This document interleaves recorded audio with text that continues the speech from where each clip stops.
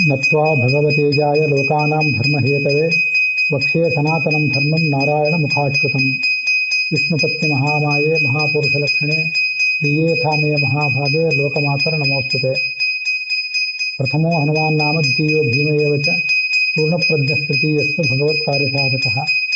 बालायापि गुरुत्वेन मुनिभ्यो ब्रह्मणा स्वयं राताय विष्णुराताय व्यासपुत्राय ते नमः।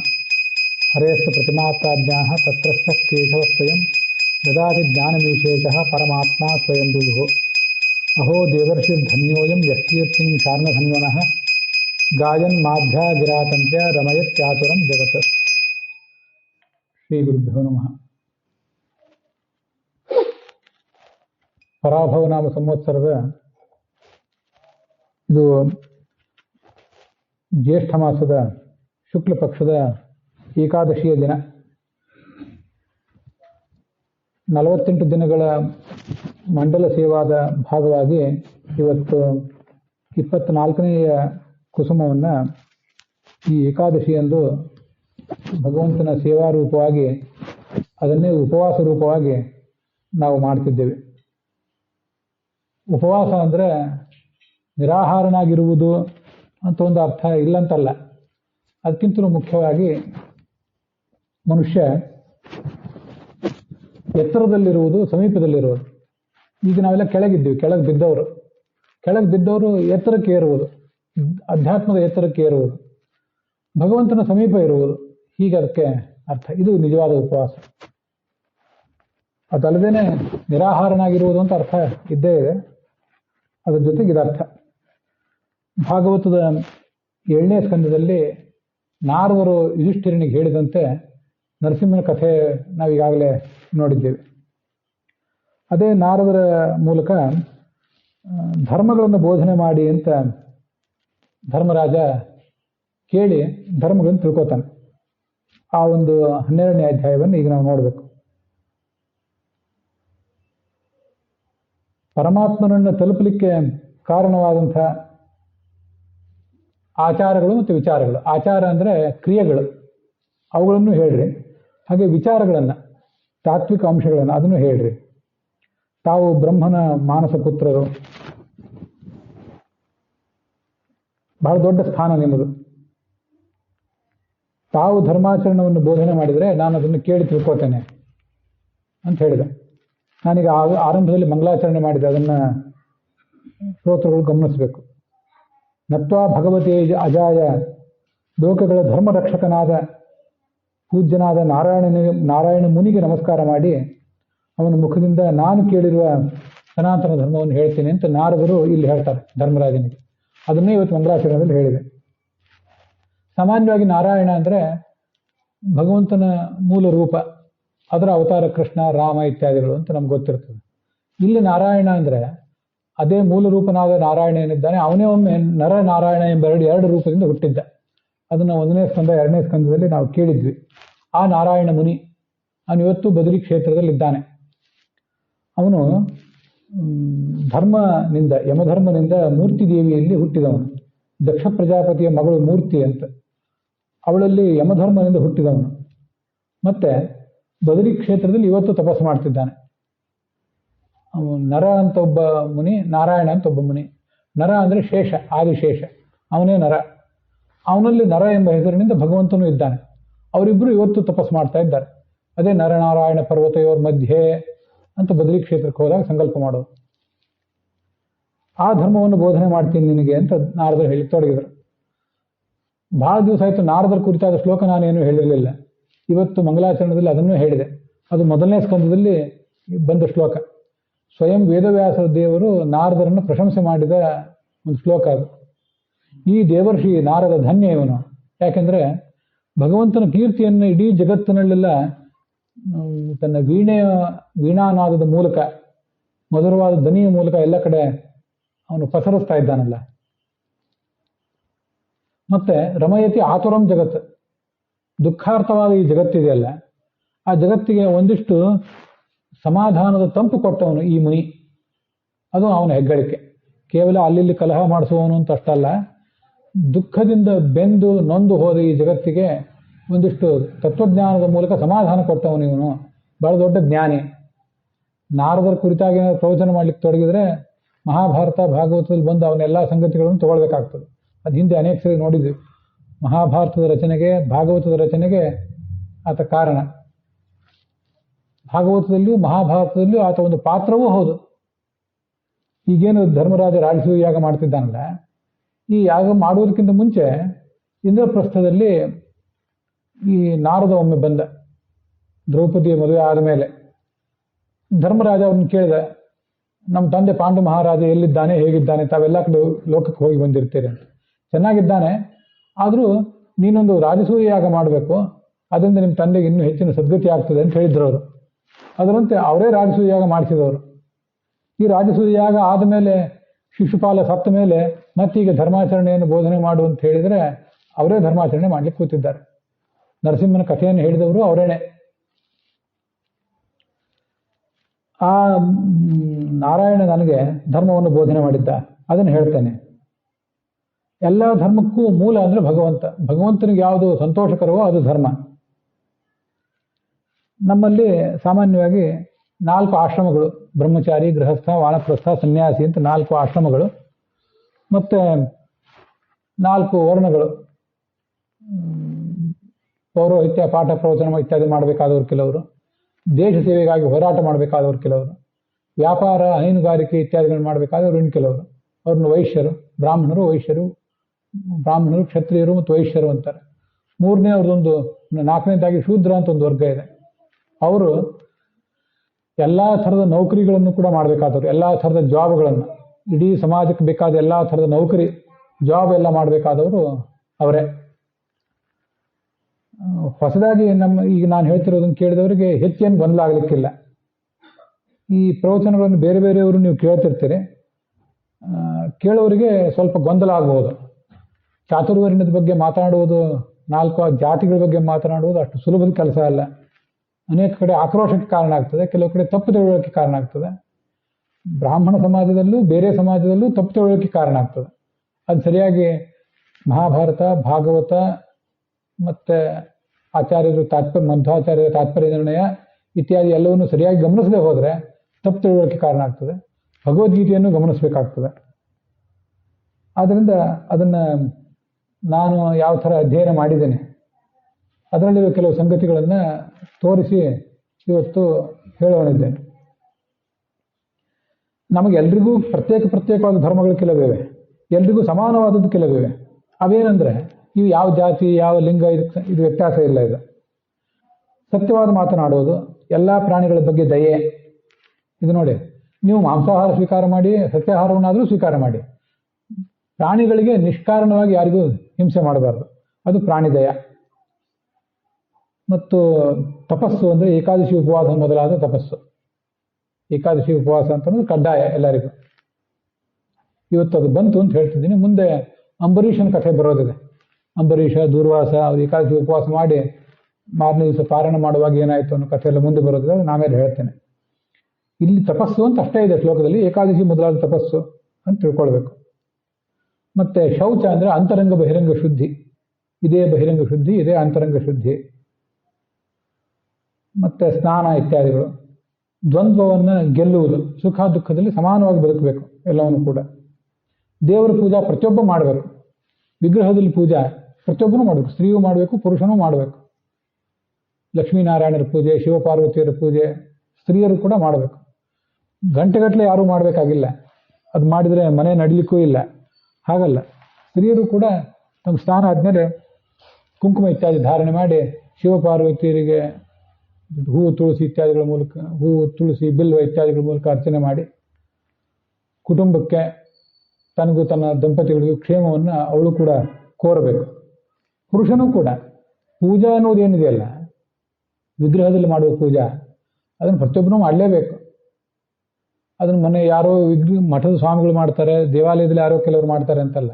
ಪ್ರತಿಯೊಬ್ಬನು ಕೂಡ ಒಂದು ಸ್ವಲ್ಪ, ಪ್ರತಿಯೊಂದು ವರ್ಣದವನು ಅದನ್ನು ಸ್ವಲ್ಪ ರೀತಿಯಲ್ಲಿ ಪೂಜಾ ಮಾಡಲೇಬೇಕು. ಕೊನೆ ಪಕ್ಷ ಅಲ್ಲಿ ಹೋಗಿ ಮನೆ ಹಿರಿಯ ಪೂಜಾ ಮಾಡ್ತಿದ್ರೆ ಉಳಿದವರೆಲ್ಲ ಆ ಪೂಜೆಯಲ್ಲಿ ಯಥಾಕಥಂಚಿತ್ ಪಾಲ್ಗೊಳ್ಬೇಕು. ಹೂವು ತುಳಸಿ ತರುವುದು ಇತ್ಯಾದಿ ಒಂದು ತಮ್ಮದು ಸೇವಾ ಮಾಡಬೇಕು. ಮತ್ತು ತುಳಸಿ ವೃಂದಾವನದ ಪೂಜಾ ಇತ್ಯಾದಿ ಎಲ್ಲ ಹೆಂಗಸರು ಮಾಡೇ ಮಾಡ್ತಾರೆ, ಅದೆಲ್ಲರಿಗೂ ಗೊತ್ತಿದೆ. ಗೋ ಸೇವಾ, ಗೋ ಅನ್ನೋದೊಂದು ಪ್ರತ್ಯಕ್ಷ ದೈವ. ಅದೆಲ್ಲ ನಿಮ್ಮ ಮನೆಯಲ್ಲಿ ಎಲ್ಲವೂ ಇದೆ, ಕೆಲವು ಕಡೆ ಎಲ್ಲನೂ ಇರೋದಿಲ್ಲ.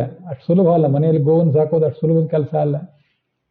ಕೃಷಿಯ ಹಿನ್ನೆಲೆ, ಗ್ರಾಮೀಣ ಹಿನ್ನೆಲೆ ಇವತ್ತು ತಪ್ಪುತ್ತಾ ಇರೋದ್ರಿಂದ ಮನೆಯಲ್ಲಿ ಗೋವು ಇಟ್ಕೊಳ್ಳೋದೇನು ಸುಲಭದ ಕೆಲಸ ಅಲ್ಲ. ಇಟ್ಕೊಂಡಿದ್ದೀರಿ, ದೇವ ಪೂಜಾ ನಡೆದಿದೆ, ಅದು ಬಹಳ ಮುಖ್ಯ. ಮತ್ತೆ ಬ್ರಹ್ಮಚರ್ಯ, ಸ್ವಪತ್ನಿ, ತನ್ನ ಗಂಡ ತನ್ನ ಹೆಂಡತಿಯಲ್ಲಿ ಆಸಕ್ತಿ, ಇದೆಲ್ಲ ಧರ್ಮ. ಏನು ಸಿಕ್ಕಿದೆ ಅದರಲ್ಲಿ ಸಂತೋಷ ಪಡೋದು, ಕಪಟ ವರ್ತನೆ ಇಲ್ಲದೆ ಇರೋದು, ಇದು ಎಲ್ಲರಿಗೂ ಧರ್ಮ ಇದು. ಮತ್ತೆ ಸ್ವಾಧ್ಯಾಯ, ಸ್ವಾಧ್ಯಾಯ ಅಂದರೆ ಓದುವುದು, ಭಗವಂತ ನಾಮವನ್ನು ಕೇಳುವುದು, ಅದರ ಅರ್ಥ ಮಾಡ್ಕೊಳ್ಳೋದು. ಇದು ಎಲ್ರಿಗೂ ಸಮಾನವೇ. ಬ್ರಾಹ್ಮಣ, ಕ್ಷತ್ರಿಯ, ವೈಶ್ಯ, ಶೂದ್ರ, ಯಾವ ಸಮಾಜದವನಾದರೂ ಕೂಡ ಭಗವಂತನ ಕುರಿತಾಗಿ ಒಂದಿಷ್ಟು ಅಧ್ಯಯನ ಸಾಧ್ಯ ಆದರೆ ತಾನು ಓದಬೇಕು ಒಂದಿಷ್ಟು. ಇವೆಲ್ಲ ಧರ್ಮಗಳನ್ನು ಯಾಕೆ ಹೇಳ್ತಿದ್ದೇನೆ ಅಂದರೆ, ಭಾಗವತವನ್ನು 7 ದಿವಸ ಪ್ರವಚನ ಮಾಡಿದಾಗ ಬಹಳ ಸಮಯಾವಕಾಶ ಸೀಮಿತ ಆಗಿಬಿಡ್ತದೆ. ಪ್ರೋಷ್ಠಪದಿ ಅಂತ ಮಾಡ್ತಿರ್ತಾರೆ ಭಾದ್ರಪದ ಶುಕ್ಲ ಪಕ್ಷದಲ್ಲಿ, 7 ದಿವಸಕ್ಕಿಂತ ಅದು ಅಡ್ಡಿ ಇಲ್ಲ. ಆದರೂ ಸಮಯ ಕಡಿಮೆಯೇ. 48 ದಿವಸ ಅನ್ನೋದು 15 ದಿವಸಕ್ಕಿಂತ ಹೆಚ್ಚು, ಹೌದು, ಆದರೂ ಸಮಯ ಕಡಿಮೆನೇ. ಆದರೂ ಕೆಲವು ಕಥೆಗಳನ್ನು ಇಲ್ಲಿ ಬಿಟ್ಟಿದ್ದೇನೆ, ಅಷ್ಟು ಮಹತ್ವದ ಅಲ್ಲ ಅನಿಸಿದಾಗ ನಮಗೆ 48 ದಿವಸಗಳ ಕಾಲದಲ್ಲಿ ಎಷ್ಟು ಸಾಧ್ಯವೋ, ಯಾವುದು ಮಹತ್ವದ್ದೋ ಅದನ್ನು ಹೇಳ್ತಿದ್ದೇನೆ. ಒಂದಿಷ್ಟು ಅಧ್ಯಾಯ, ಎಲ್ಲರೂ ಮಂತ್ರ, ತಂತ್ರ, ಸಂಸ್ಕೃತ ಇತ್ಯಾದಿ ಎಲ್ಲವನ್ನೂ ಕಲಿತು ತಮ್ಮೆಲ್ಲ ಕಾಲವನ್ನು ಅದರಲ್ಲೇ ಕಳಿಬೇಕಾಗಿಲ್ಲ. ಪ್ರತಿಯೊಬ್ಬನಿಗೂ ಅವನದೇ ಆದ ವೃತ್ತಿ ಇದೆ, ಇಲ್ಲಿ ಹೋದರೆ ಸಮಾಜದ ಸ್ಥಿತಿಯೆಲ್ಲ ಬಗ್ನಾಗಿ ಹೋಗ್ತದೆ. ಆದರೆ ಭಗವಂತನ ನಾಮದ ಅರ್ಥ ತಿಳ್ಕೊಳ್ಳೋದು, ತಾನೊಂದಿಷ್ಟು ಪ್ರಯತ್ನ ಮಾಡಿ ತಿಳ್ಕೊಳ್ಳೋದು, ಅಥವಾ ಗುರುವಿನ ಮೂಲಕ ಅದನ್ನು ತಿಳ್ಕೊಳ್ಳೋದು, ಇದು ಪ್ರತಿಯೊಬ್ಬರಿಗೂ ಕೂಡ ವಿಹಿತನೇ. ಎಲ್ಲ ಕಡೆ ಭಗವಂತನನ್ನು ಕಾಣೋದು, ಇದು ಬಹಳ ಮುಖ್ಯ. ಮಹಾತ್ಮರು ಬಂದರೆ ಅವ್ರು ಸೇವಾ ಮಾಡೋದು. ಗ್ರಾಮ್ಯ ಈಹ ಉಪರಮಃ ಶನೈಹಿ, ಇದನ್ನು ಬಹಳ ಮನಸ್ಸಿನಿಟ್ಟು ಕೇಳಬೇಕಿದನ್ನು. ಕ್ರಮವಾಗಿ ನಾನು ಇದನ್ನು ಮಾಂಸಾಹಾರದಿಂದ ಹಿಡಿದು ಹೇಳಿದೆ. ಮದ್ಯಪಾನ ಅಂತೂ ಪರಿತ್ಯಾಗ ಮಾಡಬೇಕು, ಮಾಂಸಾಹಾರ ಮೊದಲಾದ ಭೋಗಗಳು ಅವನ್ನ ಕ್ರಮವಾಗಿ ಪರಿತ್ಯಾಗ ಮಾಡಬೇಕು. ನಿವೃತ್ತಿಸ್ತು ಮಹಾಫಲ ಅಂತಿದ್ದು ಬಂತು, ಬಿಟ್ಟರೆ ಬಹಳ ಒಳ್ಳೆಯದು. ಆದರೆ ಆರಂಭದಲ್ಲಿ ಎಲ್ಲರಿಗೂ ಅದನ್ನು ಬಿಡೋದು ಸಾಧ್ಯ ಆಗೋದಿಲ್ಲ, ಅದಕ್ಕೆ ಕ್ರಮವಾಗಿ ಅದನ್ನು ಬಿಡಬೇಕು ಅಂತ ಹೇಳೋದು. ಬರೇ ಅದೊಂದೇ ಇಲ್ಲಿ ಮಾಂಸಾಹಾರ ಅಂತ ಇಲ್ಲೇನು ಬರಲಿಲ್ಲ, ಅದು ಅಂಥದ್ದೇ ಅನೇಕ. ನಾವು ಗೃಹಸ್ಥರಾದ್ರಿಂದ ಪತ್ನಿಯಲ್ಲಿ ಆಸಕ್ತರಾಗಿರ್ತೀವಿ, ಹೆಂಡತಿ ಗಂಡನಲ್ಲಿ ಆಸಕ್ತರಾಗಿರ್ತಾಳೆ. ಕ್ರಮವಾಗಿ ಮುಂದೆ ಹೋದಂತೆ ಗಂಡ ಹೆಂಡಂದರಲ್ಲಿ ಪ್ರೇಮ ಇರ್ತದೆ, ಕಾಮ ಕಡಿಮೆ ಆಗ್ತದೆ. ಇದು ಎಲ್ಲರಿಗೂ ಆಗುವಂಥದ್ದೇ ಇದು. ದೇಹದ ಯೌವನ ಕಡಿಮೆ ಆಗ, ಯೌವನದ ಕಾವು ಕಡಿಮೆ ಆದಂತೆ ಅದೆಲ್ಲ ಕಡಿಮೆ ಆಗ್ತಾನೆ ಬರ್ತದೆ. ಆದರೆ ಪ್ರೇಮ ಸ್ಥಿರವಾಗಿರಬೇಕು, ಕಾಮ ಕಡಿಮೆ ಆಗುತ್ತೆ. ಅದನ್ನೇ ಕ್ರಮವಾಗಿ ಭೋಗವನ್ನು ಕಡಿಮೆ ಮಾಡೋದು ಅಂತ ಹೇಳೋದು.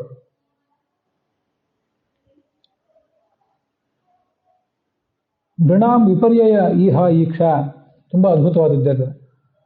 ಇನ್ನೊಬ್ಬರಿಗೆ ಏನಾದರೂ ಕೇಡು ಬಗೆದ್ರೆ ಯಾವತ್ತು ಅದು ನನಗೆ ಕೇಡು ತಪ್ಪಿದ್ದಲ್ಲ. ನಾನು ನನ್ನ ಜನ್ಮದಲ್ಲೇ ನಾನು ಬದುಕಿರೋದ್ರೊಳಗೆ ತಪ್ಪಿದ್ರೆ ನನ್ನ ಮಕ್ಕಳಿಗೆ, ನನ್ನ ಮೊಮ್ಮಕ್ಕಳಿಗೆ ಆ ಕೇಡು ಆಗೋದಿಲ್ಲ ಅಂತ ಯಾವತ್ತೂ ಭಾವಿಸಬಾರ್ದು. ಅದು ತಪ್ಪಿದ್ದೇ ಅಲ್ಲ. ಅದು ಎಲ್ಲಿಯಾದರೂ ಹೋಗಿ ನಮ್ಮ ಜೀವಮಾನದಲ್ಲಿ ಅದನ್ನು ನಾವು ಕಾಣಬೇಕಾಗ್ತದೆ, ಮಕ್ಕಳ ಜೀವನದಲ್ಲಾದರೂ ಅದನ್ನು ಕಾಣಬೇಕಾಗ್ತದೆ. ಅದನ್ನೇ ಮಹಾಭಾರತದಲ್ಲಿ ನಾವು ಹಿಂದೆ ನೋಡಿದ್ದೇವೆ. ಅದ್ರೋಹೇಣ ಇವ ಭೂತಾನಾಂ ಅಲ್ಪದ್ರೋಹೇಣ ವಾ ಪುನಃ. ಎಷ್ಟು ಸಾಧ್ಯವೋ ಅಷ್ಟು ಇನ್ನೊಬ್ರಿಗೆ ದ್ರೋಹ ಮಾಡದೆ ಬದುಕುವುದನ್ನು ಮನುಷ್ಯ ಅಭ್ಯಾಸ ಮಾಡಬೇಕು. ನಾವ್ಯಾರು 100% ಇನ್ನೊಬ್ರಿಗೆ ದ್ರೋಹ ಮಾಡದೆ ಬದುಕಲಿಕ್ಕೆ ಶಕ್ತಿ ಇಲ್ಲ ನಮಗೆ. ಆತ್ಮನಃ ಪ್ರತಿಕೂಲಾನಿ ಪರಸ್ಯಾಪಿ ನ ಸಾಧಯೇತ್. ನಮಗೆ ಯಾವುದು ಬೇಡವೋ, ನಮ್ಮ ಕಡೆಯಿಂದ ಯಾರು ಲಂಚ ತಗೊಂಡ್ರೆ ನಮಗೆ ನೋವಾಗ್ತದೆ ಅಂದರೆ ನಾವು ಇನ್ನೊಬ್ಬರಿಂದ ಲಂಚ ತಗೊಳ್ಬಾರ್ದು. ನಮ್ಮ ದುಡ್ಡನ್ನು ಯಾರಾದರೂ ಯಾವ ರೀತಿಯಿಂದಾದರೂ ಅಪಹಾರ ಮಾಡ್ತಾರೆ ಅಂತಾದರೆ ನಾವು ಇನ್ನೊಬ್ಬರ ದುಡ್ಡನ್ನು ಅಪಹಾರ ಮಾಡಬಾರ್ದು. ಅಪಹಾರ, ದುಡ್ಡು, ಕಳ್ಳತನ ಅನ್ನೋದಕ್ಕೆ ವ್ಯಾಖ್ಯಾನಗಳು ಬಹಳ ಇವೆ. ಇನ್ನೊಬ್ರ ಕಿಸೆ ಕೈ ಹಾಕಿ ಅಲ್ಲಿಂದಲೇ ಕದಿಯುವುದೇ ಕಳ್ಳತನ ಏನಲ್ಲ. ಕಳ್ಳತನಕ್ಕೆ ಮುಖಗಳು ಬಹಳ ಇವೆ. ಅದಕ್ಕೆ ದುರ್ದೈವ ಏನಂದ್ರೆ ನಾವು ಮಾಡ್ತಿರೋ ಕಳ್ಳತನ ನಮ್ಗೆ ಗೊತ್ತಾಗೋದೇ ಇದೆ. ಅದು ಹಿಂದೆ ಪ್ರಹ್ಲಾದನ ಮಾತಿನಲ್ಲೂ ಬಂದಿದೆ. ಕೆಲವು ಶ್ಲೋಕಗಳನ್ನ ನಾವು ಬಿಟ್ಟು ಹೋಗಿದ್ದೇನೆ. ಯಾವತ್ ಭ್ರಿಯೇತ ಜಠರಂ ತಾವತ್ ಸತ್ವಂ ಹಿ ದೇಹಿನಾಂ ಅಧಿಕಂ ಯೋಭಿಮನ್ಯೇತ ಸಸ್ತೇನೋ ದಂಡಮರ್ಹತೆ. ಹೊಟ್ಟೆ ತುಂಬಲಿಕ್ಕೆ ಎಷ್ಟು ಬೇಕೋ ಅಷ್ಟು ಸಾಕು. ಅದಕ್ಕಿಂತ ಹೆಚ್ಚು ನನಗೆ ಬೇಕು ಅಂತ ಆಸೆ ಪಟ್ಟರೆ ಹೇಗಾದರೂ ಮಾಡಿ ಅದನ್ನು ತಗೊಳ್ಳೋ ಪ್ರಯತ್ನ ಮಾಡಿದರೆ, ತಗೊಳ್ಳಿಕ್ಕೆ ಕೂತ್ರೆ ಮಾರ್ಗ ಬಹಳ ಇದೆ ಜಗತ್ತಿನಲ್ಲಿ. ಅವನನ್ನು ಕಳ್ಳ ಅಂತಾರೆ, ಆ ಕಳ್ಳನಿಗೆ ದಂಡನೆ ಕೊಡಬೇಕಾಗ್ತದೆ ಅಂತ ಈ ಮಾತು ಕೇಳಿದ ಮೇಲಿಂದ ನಾನು ಕಳ್ಳ ಅಲ್ಲ ಅಂತ ಹೇಳ್ಕೊಳ್ಳೋ ಧೈರ್ಯನೇ ನನಗೆ ಇವತ್ತು ಉಳಿದಿಲ್ಲ.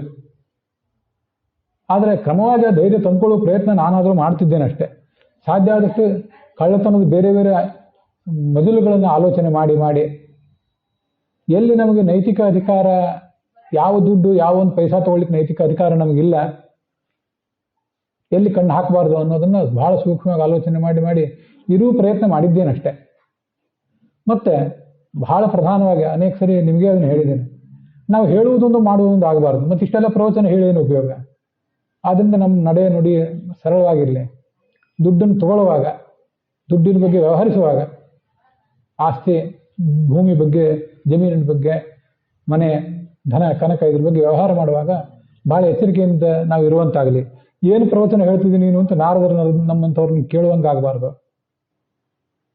ಇದು ಇನ್ನೊಬ್ಬರಿಗೆ ಕೆಟ್ಟದು ಯಾವುದೋ ಅದು ನಮಗೂ ಕೆಟ್ಟದು, ನಮ್ಗೆ ಯಾವುದು ಕೆಟ್ಟದೋ ಅದು ಇನ್ನೊಬ್ರಿಗೂ ಕೆಟ್ಟದು. ಮೌನ, ಕೆಟ್ಟ ಮಾತನಾಡದೇ ಇರೋದು ಪರಮಾತ್ಮನ ವಿಚಾರ. ಇದಕ್ಕೇನು ಯಾರು ಸ್ವಾಮಿಗಳಾಗಬೇಕಾಗಿಲ್ಲ, ಯಾರು ದೊಡ್ಡ ಪಂಡಿತರಾಗಬೇಕಾಗಿಲ್ಲ. ಇವತ್ತು ಆಧುನಿಕ ಕಾಲದಲ್ಲಿ ಬದುಕಿದ್ದೀವಲ್ಲ, ಒಂದು ದೊಡ್ಡ ಸೌಭಾಗ್ಯ. ನಾವು ಕೂತಲ್ಲೇ ಬೆರಳ ತುದಿಯಲ್ಲಿ ಎಲ್ಲ ಮಾಹಿತಿನೂ ನಮಗೆ ಸಿಗ್ತದೆ. ದೊಡ್ಡ ತತ್ವಜ್ಞಾನ ನಮಗೆ ತಂತ್ರಜ್ಞಾನದ ಮೂಲಕ ಸಿಗ್ತದೆ. ನಾವು ಆಹಾರ ಸ್ವೀಕಾರ ಏನು ಮಾಡ್ತೀವಿ ಅದನ್ನು ನಾವು ಗೃಹಸ್ಥನಾದವನು ಆಹಾರ ಸ್ವೀಕಾರ ಮಾಡೋದಕ್ಕಿಂತ ಮುಂಚೆ ದೇವರಿಗೆ, ಗುರುಗಳಿಗೆ, ಮನೆಯಲ್ಲಿ ಏನೋ ಸನ್ನಿಧಾನಗಳು ಇಟ್ಕೊಂಡಿರ್ತೀವಿ ಅಲ್ಲೆಲ್ಲ ಹಂಚೋದು, ಗೋವಿಗೆ, ಭೂತ ಪ್ರೇತಗಳಿಗೆ ಒಂದಿಷ್ಟು ಮನೆಯಿಂದ ಹೊರಗೆ ಹೋಗಿ ಅನ್ನ ಆಹಾರ ಇಟ್ಟು ಒಂದು ಕಾಲು ತೊಳ್ಕೊಂಡು ಒಳಗೆ ಬರಬೇಕು. ಗರ್ಭಿಣಿ ಹೆಂಗಸು, ವೃದ್ಧರು, ಮಕ್ಕಳು ಅಂಥವ್ರಿಗೆಲ್ಲ ಇದ್ದರೆ ಅವರೆಲ್ಲರಿಗೂ ಅದನ್ನು ಹಾಕಬೇಕು, ಎಲ್ಲರಿಗೂ ಆಹಾರ ಹಾಕಬೇಕು. ಶ್ರವಣಂ ಕೀರ್ತನಂ, ನಾವು ಒಂದಿಷ್ಟು ಓದಬೇಕು, ಓದುವ ಹವ್ಯಾಸ ಬೆಳೆಸ್ಕೋಬೇಕು. ಇದು ಬಹಳ ಮುಖ್ಯ. ಗುರು ಹೇಳಿದ್ದನ್ನು ಕೇಳಬೇಕು. ಕೆಲವುದನ್ನು ನಾವೇ ಓದ್ಬೋದು. ತತ್ವಜ್ಞಾನ ಅಂದರೆ ಬರೇ ಸಂಸ್ಕೃತದಲ್ಲಿಲ್ಲ, ಒಂದಿಷ್ಟು ತತ್ವಜ್ಞಾನ ಕನ್ನಡದಲ್ಲೂ ಇದೆ, ಸಂಸ್ಕೃತದಲ್ಲೂ ಇದೆ. ಓದುವ ಹವ್ಯಾಸವನ್ನು ಬೆಳೆಸ್ಕೊಳ್ಬೇಕು ಅಂತ ಈ ಹಿಂದೆನೂ ಅನೇಕ ಸರಿ ಹೇಳಿದ್ದೆ. ನಮ್ಮ ಕೈಗೆ ಪುಸ್ತಕ ಅನ್ನೋದೇ ಭೂಷಣ ಆಗಿದೆ, ನಮ್ಮ ಹಸ್ತಕ್ಕೆ ಪುಸ್ತಕ ಅನ್ನೋದೇ ಭೂಷಣ ಆಗಿದೆ. ಇವು ಯಾವ ಕೆಲಸಕ್ಕೆ ಬಾರದ ಉಪಕರಣಗಳು ನಮ್ಮ ಕೈಯನ್ನು ಮಲಿನಗೊಳಿಸದೇ ಇರಲಿ. ನಾವು ಓದೋಣ, ಕೆಲವು ನಾವು ಓದಿದ ಅರ್ಥ ಆಗದೆ ಹೋದರೆ ಗುರುವಿನ ಮೂಲಕ ಅದನ್ನು ಕೇಳೋಣ, ಭಗವಂತನ ನಾಮವನ್ನು ಹೇಳೋಣ. ಇದೊಂದು ರೂಢಿ ಮಾಡ್ಕೋಬೇಕು. ಅನೇಕ ಜನ ಅದನ್ನು ಮಾಡ್ಕೊಂಡಿದ್ದಾರೆ, ಕೆಲವು ಕಡೆ ನಮಗೂ ಆಗಿಲ್ಲ. ಸಾಯಂಕಾಲದ ಹೊತ್ತು ಒಂದು ಸ್ವಲ್ಪ ಹೊತ್ತಾದರೂ, ವಿಶೇಷವಾಗಿ ಏಕಾದಶಿ ಅಂಥ ದಿವಸಗಳಂದು ಮನೆಯವರ ಸದಸ್ಯರೆಲ್ಲ ಸೇರಿ ಒಂದು ಕೆಲವು ಎಷ್ಟು ನಿಮಿಷ ಕಳಿತೀರೋ. ಮನೆಯವ್ರ ಸದಸ್ಯರೆಲ್ಲ ಸೇರುವುದೇ ದೊಡ್ಡ ಕಷ್ಟ ಈಗಿನ ಕಾಲಕ್ಕೆ. ಪ್ರತಿಯೊಬ್ಬರಿಗೂ ಅವ್ರವ್ರದ್ದೇ ಆದ ಉದ್ಯೋಗ ವ್ಯವಹಾರ, ಅವ್ರವ್ರದ್ದೇ ಆದ ಆರ್ಥಿಕ ಆಸಕ್ತಿಗಳು. ಮನೆಯ ಕುಟುಂಬದ ಸದಸ್ಯರೆಲ್ಲ ಹಾಗೆ ಭಗವಂತನ ನಾಮವನ್ನು ಸ್ಮರಿಸುವುದು, ಯಾವಾಗಾದರೂ ತೀರ್ಥಕ್ಷೇತ್ರಗಳಿಗೆ, ದೇವಾಲಯಗಳಿಗೆ ಹೋಗೋದು, ಒಟ್ಟಿಗೆ ಹೋಗೋದು, ಇದು ಎಲ್ಲ ಬಹಳ ಮುಖ್ಯ. ಅರ್ಚನೆ, ನಯ, ವಿನಯ, ಹೃದಯದಲ್ಲಿರುವ ಭಗವಂತನನ್ನು ಆರಾಧನೆ ಮಾಡೋದು. ಇವು 30 ಧರ್ಮಗಳನ್ನು ಹೇಳಿದಾರಲ್ಲ, ಇವು ಎಲ್ಲ ಜಾತಿ, ಬ್ರಾಹ್ಮಣ, ಕ್ಷತ್ರಿಯ ಅವರಿಗೂ, ಮತ್ತು ಬ್ರಹ್ಮಚಾರಿ, ಗೃಹಸ್ಥ, ವಾನಪ್ರಸ್ಥ, ಸನ್ಯಾಸಿ ಎಲ್ರಿಗೂ ಇವು ಸಾಮಾನ್ಯ ಧರ್ಮಗಳೇ.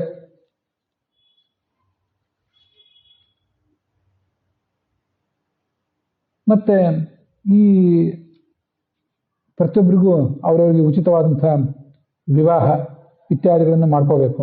ವಿವಾಹ ಮಾಡಿಕೊಂಡು ಆ ಥರ ತನ್ನ ಜೀವನ ನಡೆಸಬೇಕು. ಇದರಲ್ಲೀಗ ಬ್ರಾಹ್ಮಣ, ಕ್ಷತ್ರಿಯ, ವೈಶ್ಯ, ಶೂದ್ರ ಅವರಿಗೆ ಬೇಕಾದ ಕೆಲವು ಧರ್ಮಗಳನ್ನು ಹೇಳ್ತಾರೆ. ಎಲ್ಲನೂ ಸವಿವರವಾಗಿ ಹೇಳೋದಿಲ್ಲ. ಇದನ್ನೆಲ್ಲ ಹಿಂದೆ ಮಹಾಭಾರತದ ಪ್ರವಚನದಲ್ಲಿ, ಭಗವದ್ಗೀತಾದ ಪ್ರವಚನದಲ್ಲಿ ಹೇಳಿದ್ದೆ. ಆದರೂ ಅದನ್ನು ಕೆಲವೊಂದು ಮತ್ತೆ ಯಾಕೆ ಹೇಳ್ತಿರ್ತೇನೆ ಅಂದರೆ, ಇಷ್ಟೆಲ್ಲ ಪ್ರವಚನ ಮಾಡಿದ್ದೀನಲ್ಲ, ಸ್ವಲ್ಪವಾದರೂ ಅದನ್ನು ಆಚರಣೆ ನಾನು ಮಾಡಿಕೊಳ್ಳಿ, ನನ್ನ ಆಚರಣೆಯಲ್ಲಿ ಅದು ತರುವಂತೆ ಇರಲಿ ಅನ್ನೋದಕ್ಕಾಗಿ ಅದನ್ನು ಹೇಳ್ತಿದ್ದೆ. ಸಂಸ್ಕೃತದಲ್ಲಿ ಒಂದು ಸುಭಾಷಿತ ಇದೆ, ಪರೋಪದೇಶ ಸಮಯೇ ಜನಾ ಸರ್ವೇಪಿ ಪಂಡಿತಾ ಸ್ವಸ್ಯಾನುಷ್ಠಾನ ಸಮಯೇ ಮುನಯೋಪಿ ನ ಪಂಡಿತಾ ಅಂತ. ಇನ್ನೊಬ್ರಿಗೆ ಪ್ರವಚನ ಹೇಳಲಿಕ್ಕೆ ಕೂತ್ರೆ ನಾವೇನು 12 ವರ್ಷ ಓದಬೇಕಾಗಿಲ್ಲ. ಎಲ್ಲರೂ ನನಗೂ ಗೊತ್ತಿದ್ದು, ನಾನು ಸ್ವಲ್ಪ ಹೇಳ್ತೇನೆ ಅಂತ ಹೇಳಲಿಕ್ಕೆ ಎಲ್ಲರೂ ತಯಾರಿದ್ದಾರೆ. ಜನಸಾಮಾನ್ಯರು ಪಂಡಿತರೇ. ಆದರೆ ತಾನು ಆಚರಣೆ ಮಾಡುವಾಗ ದೊಡ್ಡ ಮುನಿಯೂ ಪಂಡಿತ ಆಗೋದು. ಅಲ್ಲಿ ಪಾಂಡಿತ್ಯದ ಪರೀಕ್ಷೆ ಬರ್ತದೆ. ಏನು ಹೇಳಿದ್ಯಾ ಅದನ್ನು ಆಚರಣೆಗೆ ತಂದಿದ್ದೀಯಾ? ಧರ್ಮ ಸೂಕ್ಷ್ಮ, ಅರ್ಥದ ಸೂಕ್ಷ್ಮ, ಅರ್ಥದ ಬಗ್ಗೆ ತಪ್ಪಿ ನಡೆಯುವುದು ಅದನ್ನು ಮಾಡಿದ್ದೀಯಾ? ಎಲ್ಲ ಲಿಂಗ, ಎಲ್ಲ ಜಾತಿ, ಎಲ್ಲ ವರ್ಗ ಅದರಲ್ಲಿ ಭಗವಂತನ ಕಂಡಿದ್ದೀಯಾ? ಎಲ್ಲಿಯಾದರೂ ಭಗವಂತನನ್ನು ಅವಮಾನಗೊಳಿಸಿದ್ದೀಯಾ ಅಂತ ವಿಚಾರ ಬಂದರೆ ನಾವು ಉತ್ತೀರ್ಣ ಆಗೋದಿಲ್ಲ, ನಾವೆಲ್ಲ ಅನುತ್ತೀರ್ಣರೇ. ಅವನಿಗೆ ಏನು ಕರ್ತವ್ಯಗಳನ್ನು ಹೇಳಿದ್ದಾರೆ ಅಂದರೆ, ಬ್ರಾಹ್ಮಣನಿಗೆ ತಾನು ಓದಬೇಕು, ಇನ್ನೊಬ್ಬರಿಗೆ ಅಧ್ಯಯನ ಮಾಡಿಸ್ಬೇಕು, ತಾನು ಯಜ್ಞ ಇತ್ಯಾದಿಗಳನ್ನು ಮಾಡಬೇಕು, ಇನ್ನೊಬ್ಬನಿಗೆ ಮಾಡಿಸ್ಬೇಕು, ತಾನು ದಾನ ಸ್ವೀಕಾರ ಮಾಡೋದು, ಇನ್ನೊಬ್ಬರಿಗೆ ದಾನ ಕೊಡುವುದು ಅವನ ಕರ್ತವ್ಯ. 6 ಕರ್ತವ್ಯಗಳು ಇಲ್ಲಿ. ಇದರಲ್ಲಿ ನಾವು ಬಹಳ ಗಮನಿಸಿ ನೋಡಬೇಕು. ನೀವು ಇನ್ನೊಬ್ಬರಿಗೆ ಪಾಠ ಪ್ರವಚನ ಮಾಡ್ತಿರೋ ಇಲ್ಲೋ ಗೊತ್ತಿಲ್ಲ, ನೀವಂತೂ ನಿತ್ಯ ಓದಲೇಬೇಕು, ಸಾಯು ತನಕನೂ ಓದ್ತಾನೆ ಇರಬೇಕು. ಇದು ಮೂರು ಜೊತೆಗಳು. ನಾವು ಓದುವುದು, ಇನ್ನೊಬ್ರಿಗೆ ಓದಿಸುವುದು. ಅದರಲ್ಲಿ ಇನ್ನೊಬ್ರಿಗೆ ಓದಿಸುವುದು ನಮ್ಮ ಕರ್ತವ್ಯವೇ, ಅದಕ್ಕಿಂತ ಹೆಚ್ಚು ಕರ್ತವ್ಯ ನಾವು ಓದುವುದು. ಒಂದು ವೇಳೆ ಯಾರೂ ಬಂದಿಲ್ಲ ಅಂತ ನಾವು ಓದದೇ ಇರೋದನ್ನು ನಿಲ್ಲಿಸಬಾರ್ದು. ಯಾರು ಪ್ರವಚನ ಕರೀಲಿಲ್ಲ, ಯಾರು ಪಾಠಕ್ಕೆ ಬರಲಿಲ್ಲ ಅಂದರೆ ನೀವು ಓದ್ರಿ, ಸ್ವಾಧ್ಯಾಯ ಅದನ್ನು ಯಾವತ್ತೂ ಮಾಡ್ತಾನೆ ಇರಬೇಕು. ಇನ್ನೊಂದು, ನಮ್ಮನ್ನು ಇವತ್ತು ಯಾರು ಪೌರೋಹಿತ್ಯ ಕರೀಲಿಲ್ಲ, ಯಾರೋ ಯಜಮಾನರು ಕರೆದ್ರಲ್ಲ ಅವ್ರ ಮನೆಗೆ ಪೌರೋಹಿತ್ಯ ಮಾಡಿಸೋದು. ಯಾರು ಕರೀಲಿಲ್ಲ ಅಂದರೆ ನಮ್ಮ ಮನೆಯಲ್ಲಿ ಯಜ್ಞ ಮಾಡೋದೇ ಇದೆಯಲ್ಲ, ವೈಶ್ವದೇವ, ಅಗ್ನಿಯಲ್ಲಿ ಆರಾಧನೆ, ಇಡೀ ಅಂಥವೆಲ್ಲ ಯಜ್ಞಗಳು ತಪ್ಪಿಸುವಂತಿಲ್ಲ. ಇನ್ನು ನಮ್ಮನ್ನು ಇವತ್ತು ಇನ್ನೊಬ್ಬರು ನಮ್ಮ ಕಡೆಯಿಂದ ದಾನ ಕೊಡ್ತಿರ್ತಾರೆ ನಮಗೆ, ಆಯಿತು, ಕೊಟ್ಟಾಗ ತಗೊಳ್ಳೋದು ಸರಿ, ಕೊಡದೆ ಹೋದರೆ ಒಂದು ವೇಳೆ ಇನ್ನೊಬ್ಬರು ಕೆಲವರು ಇದ್ದಾರೆ, ಅಪರಿಗ್ರಹ ವ್ರತ ಇಟ್ಕೊಂಡವ್ರು ಇದ್ದಾರೆ. ನಾವು ಇನ್ನೊಬ್ಬರಿಂದ 1 ಪೈಸಾನೂ ದಾನ ತಗೊಳ್ಳೋದಿಲ್ಲ ಅಂತ ಇದ್ದವ್ರನ್ನ ನಾನೇ ನೋಡಿದ್ದೇನೆ, ಮುಂದೆ ಅದನ್ನು ಹೇಳೋನಿದ್ದೇನೆ. 1 ಪೈಸಾನೂ ದಾನ ದಕ್ಷಿಣೆ ನಾವು ತಗೊಳ್ಳೋದಿಲ್ಲ, ಬೇಡ ಅಂತ ಬಿಟ್ಟವರಿದ್ದಾರೆ. ಹೇಗೆ ಬದುಕ್ತಾರೆ, ಹೇಗೆ ಆಶ್ಚರ್ಯ ಅನಿಸ್ತದೆ ಇಲ್ಲಿ. ಆದರೆ ನೀವು ಮಾತ್ರ ಇನ್ನೊಬ್ರಿಗೆ ಕೊಡೋದು ಕಡ್ಡಾಯ. ವಿಶೇಷ ನಿಮಿತ್ತಗಳು, ಅಧಿಕ ಮಾಸ ಬರಲಿ, ಮತ್ತೊಂದು ಯಾವುದೋ ಮಾಸ ಬರಲಿ, ಇನ್ನೊಬ್ರಿಗೆ ವಸ್ತ್ರದಾನ, ಅನ್ನದಾನ ಇತ್ಯಾದಿಗಳು ಮಾಡೋದು ಕಡ್ಡಾಯ. ತಗೊಳ್ಳೋದು ಕಡ್ಡಾಯ ಅಲ್ಲ, ನಿಮಗೆ ಜೀವನೋಪಾಯಕ್ಕಾಗಿ ಬೇಕು ಅಂದರೆ ತಗೊಳ್ರಿ, ಆದರೆ ಕೊಡುವುದು ಮಾತ್ರ ಕಡ್ಡಾಯ. 3 ಕಡ್ಡಾಯ, ಒಟ್ಟು 6 ಸಂಗತಿಗಳು, ಅದ್ರಲ್ಲಿ 2 ಜೊತೆ ಒಟ್ಟು 3. ಅದರಲ್ಲಿ 3 ಕಡ್ಡಾಯ, 3 ನೀವು ಬೇಕಾದ್ರೆ ಮಾಡ್ಬೋದು. ಇನ್ನು ನೋಡಿ, ರಾಜ ಪ್ರಜಾರಕ್ಷಣೆ ಮಾಡ್ತಿದ್ರೆ ಸೈನಿಕನಾಗಿ, ಕ್ಷತ್ರಿಯ ಸೈನಿಕನಾಗಿ, ರಾಜನಾಗಿ ದುಡಿಯುವುದು ಅವನ ಕರ್ತವ್ಯ. ಅವನು ಕರ ಸ್ವೀಕಾರ ಮಾಡ್ತಾನೆ, ಪ್ರಜೆಗಳ ರಕ್ಷಣೆ ಮಾಡ್ತಾನೆ. ಮುಂದೆ ವೈಶ್ಯನಿಗೆ ಕೃಷಿ, ವಾಣಿಜ್ಯ ಇತ್ಯಾದಿ ವ್ಯಾಪಾರ ಮಾಡಬೇಕು, ಕೃಷಿ ಮಾಡಬೇಕು, ಹೈನುಗಾರಿಕೆ ಮಾಡಬೇಕು. ಇಲ್ಲಿ ಗೊತ್ತಿರಲಿ, ವೈಶ್ಯನ ನಂತರ ಬರುವವನು ಶೂದ್ರ, ಅವನು ಕೃಷಿ ಮಾಡಬಾರ್ದಂತಿಲ್ಲ, ಅವನು ಕೂಡ ಕೃಷಿ ಮಾಡಬಹುದು ಅಂತ ಬೇರೆ ಕಡೆ ಇದೆ. ಇದಕ್ಕೆ ಯಾಕೆ ಇದನ್ನೆಲ್ಲ ಹೇಳ್ತಿದ್ದೇನೆಂದರೆ, ಭೂಮಿಗೆ ಒಡೆತನ ಅನ್ನೋದು ಹಾಗಾದರೆ ಶೂದ್ರನಿಗಿಲ್ಲೇನೋ? ವೈಶ್ಯರು, ಕ್ಷತ್ರಿಯರು, ಬ್ರಾಹ್ಮಣರು ಮಾತ್ರ ಭೂಮಿಗೆ ಮಾಲೀಕರಾಗಿ ನರಿಬೇಕಾ ಅಂತೆಲ್ಲ ಪ್ರಶ್ನೆ ಬರ್ತದೆ. ಶಾಸ್ತ್ರದಲ್ಲಿ ಎಲ್ಲೋ ಒಂದು ಮಾತು, ಎಲ್ಲೋ ಯಾರ್ದೋ ಒಬ್ಬರು ಪ್ರವಚನ ಕೇಳಿ ಹಾಗೆಲ್ಲ ಆಕ್ಷೇಪ ಮಾಡೋದಕ್ಕೆ ಅರ್ಥ ಇಲ್ಲ. ಎಲ್ಲ ಶಾಸ್ತ್ರಗಳನ್ನು ಅವಲೋಕನ ಮಾಡಬೇಕಾಗ್ತದೆ. ಭೂಮಿಗೆ ಒಡೆಯ ಆಗುವ ಹಕ್ಕು, ಕೃಷಿ ಮಾಡುವ ಹಕ್ಕು, ಧನ ಸಂಪಾದನೆ ಮಾಡಿ ತನ್ನದೇ ಆದ ಸಂಪತ್ತನ್ನು ಇಟ್ಕೊಳ್ಳೋ ಹಕ್ಕು ಪ್ರತಿಯೊಬ್ಬರಿಗೂ ಇದ್ದೇ ಇದೆ. ಅದೆಲ್ಲ ಮಹಾಭಾರತ ತಾತ್ಪರ್ಯ ನಿರ್ಣಯದಲ್ಲಿದೆ. ಬರೇ ಭಗವದ್ಗೀತೆ ಓದಿದ್ರು, ಬರೇ ರಾಮಾಯಣ ಮಹಾಭಾರತ ಓದಿದ್ರು, ಭಾಗವತ ಓದಿದ್ರು ಗೊತ್ತಾಗೋದಿಲ್ಲ. ಆಚಾರ್ಯರು ಸಕಲ ಶಾಸ್ತ್ರದ ಸಾರ ಹೇಳಿದ್ದಾರೆ.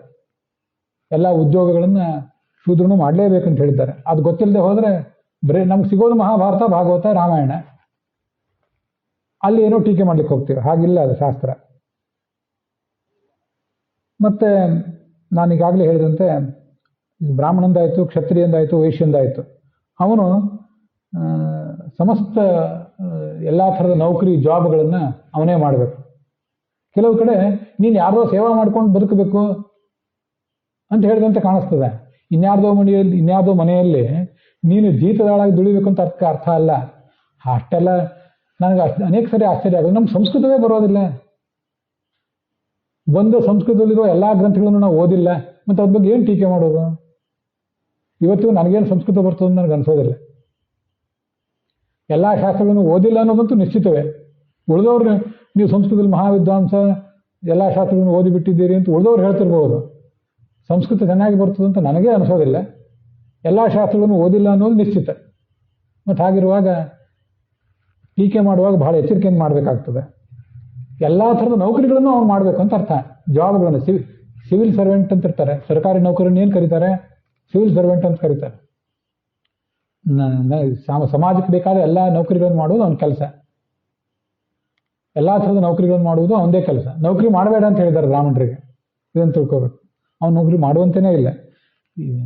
ಅನಿವಾರ್ಯ ಆದಾಗ ಜೀವನೋಪಾಯಕ್ಕಾಗಿ ಕಳ್ಳತನ ಮಾಡೋದಕ್ಕಿಂತ ನೌಕರಿ ಮಾಡೋದು ಒಳ್ಳೆಯದು, ಭ್ರಷ್ಟಾಚಾರ ಮಾಡೋದಕ್ಕಿಂತ ನೌಕರಿ ಮಾಡೋದು ಒಳ್ಳೆಯದು. ಅದು ವಿಚಾರ ಬೇರೆ. ಸರಿ, ಇಲ್ಲಿ ಈ ಮುಂದಿನ ಈ 7ನೇ ಸ್ಕಂದದ ಈ 12ನೇ ಅಧ್ಯಾಯದಲ್ಲಿ ಆ ಶಿಲೋಂಚ ವೃತ್ತಿ ಮೊದಲಾದನ್ನು ಮೊನ್ನೆ ಹೇಳಿದ್ದೆ. ಭೂಮಿಗೆ ಹೋಗಿ, ಕೃಷಿ ಭೂಮಿಗೆ ಹೋಗಿ ಅಲ್ಲಿ ಕಾಳು ಬಿದ್ದನ್ನು ತೊಗೊಂಡು ಬರೋದು ಅಂತ. ಅಲ್ಲಿ ಕೆಲವು ಸಂಗತಿಗಳಿವೆ. ಅದನ್ನ ಮಹಾಭಾರತ ಮತ್ತು ತಾತ್ಪರ್ಯ ನಿರ್ಣಯ ಅದಕ್ಕೆಲ್ಲದಕ್ಕೂ ಹೊಂದಾಣಿಕೆ ಮಾಡಿಕೊಂಡು ಒಂದು ಸಾರ ಭಾಗ ಹೇಳ್ತೇನೆ. ಬರೇ ಭಾಗವತದಲ್ಲಿ ಇದನ್ನು ಹೇಳಲಿಕ್ಕೆ ನನಗೆ ಅಪೇಕ್ಷೆ ಇಲ್ಲ. ಅದು ಪೂರ್ಣ ಅಲ್ಲ. ಅದು ಆ ಗ್ರಹಿಕೆನೂ ಪೂರ್ಣ ಅಲ್ಲ, ಆ ಪ್ರವಚನವೂ ಪೂರ್ಣ ಅಲ್ಲ.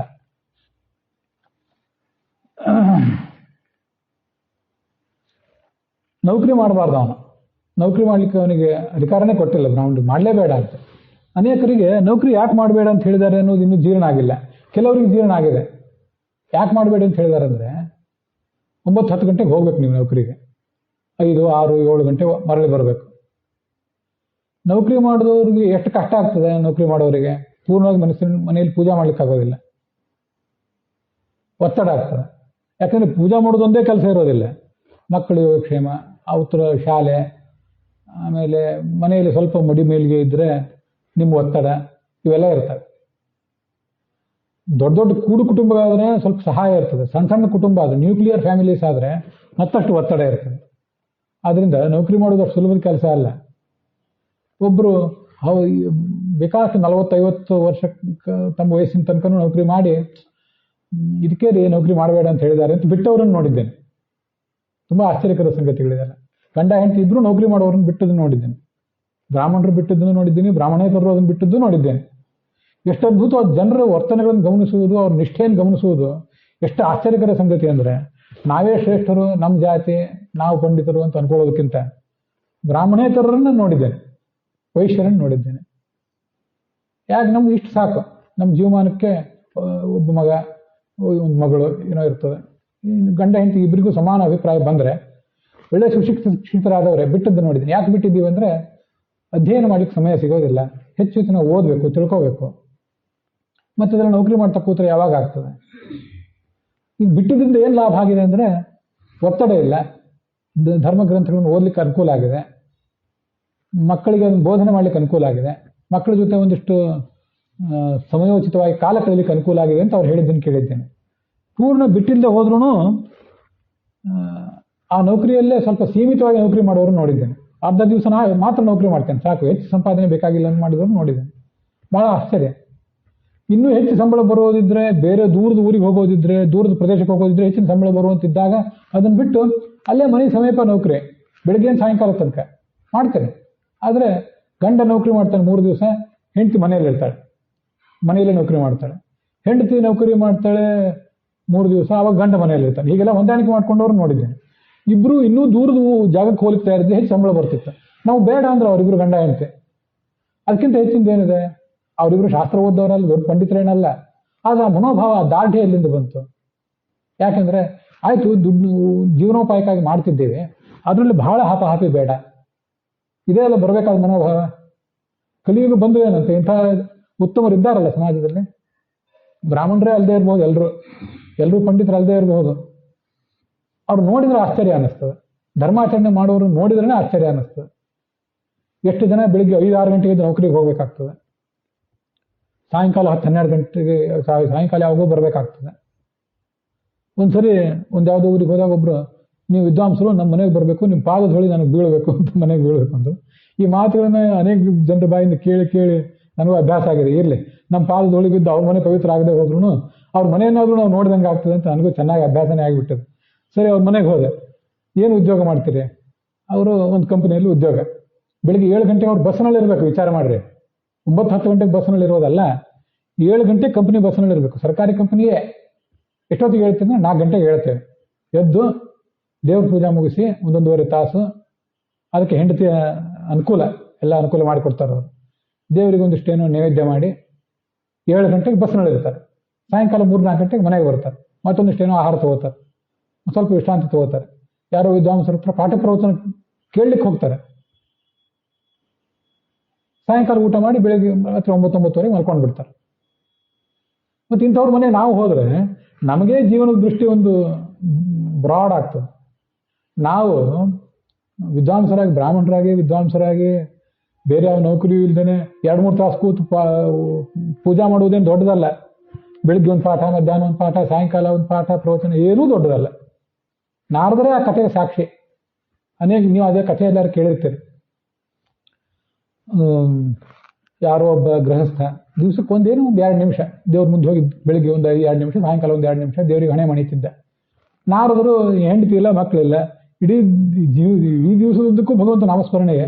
ಭಗವಂತನಿಗೆ ಯಾಕೋ ಆ ಭಕ್ತನ ಕಡೆ, ಇನ್ನೊಬ್ಬ ಭಕ್ತನ ಕಡೆ ಗಮನ ಹೋಯಿತು.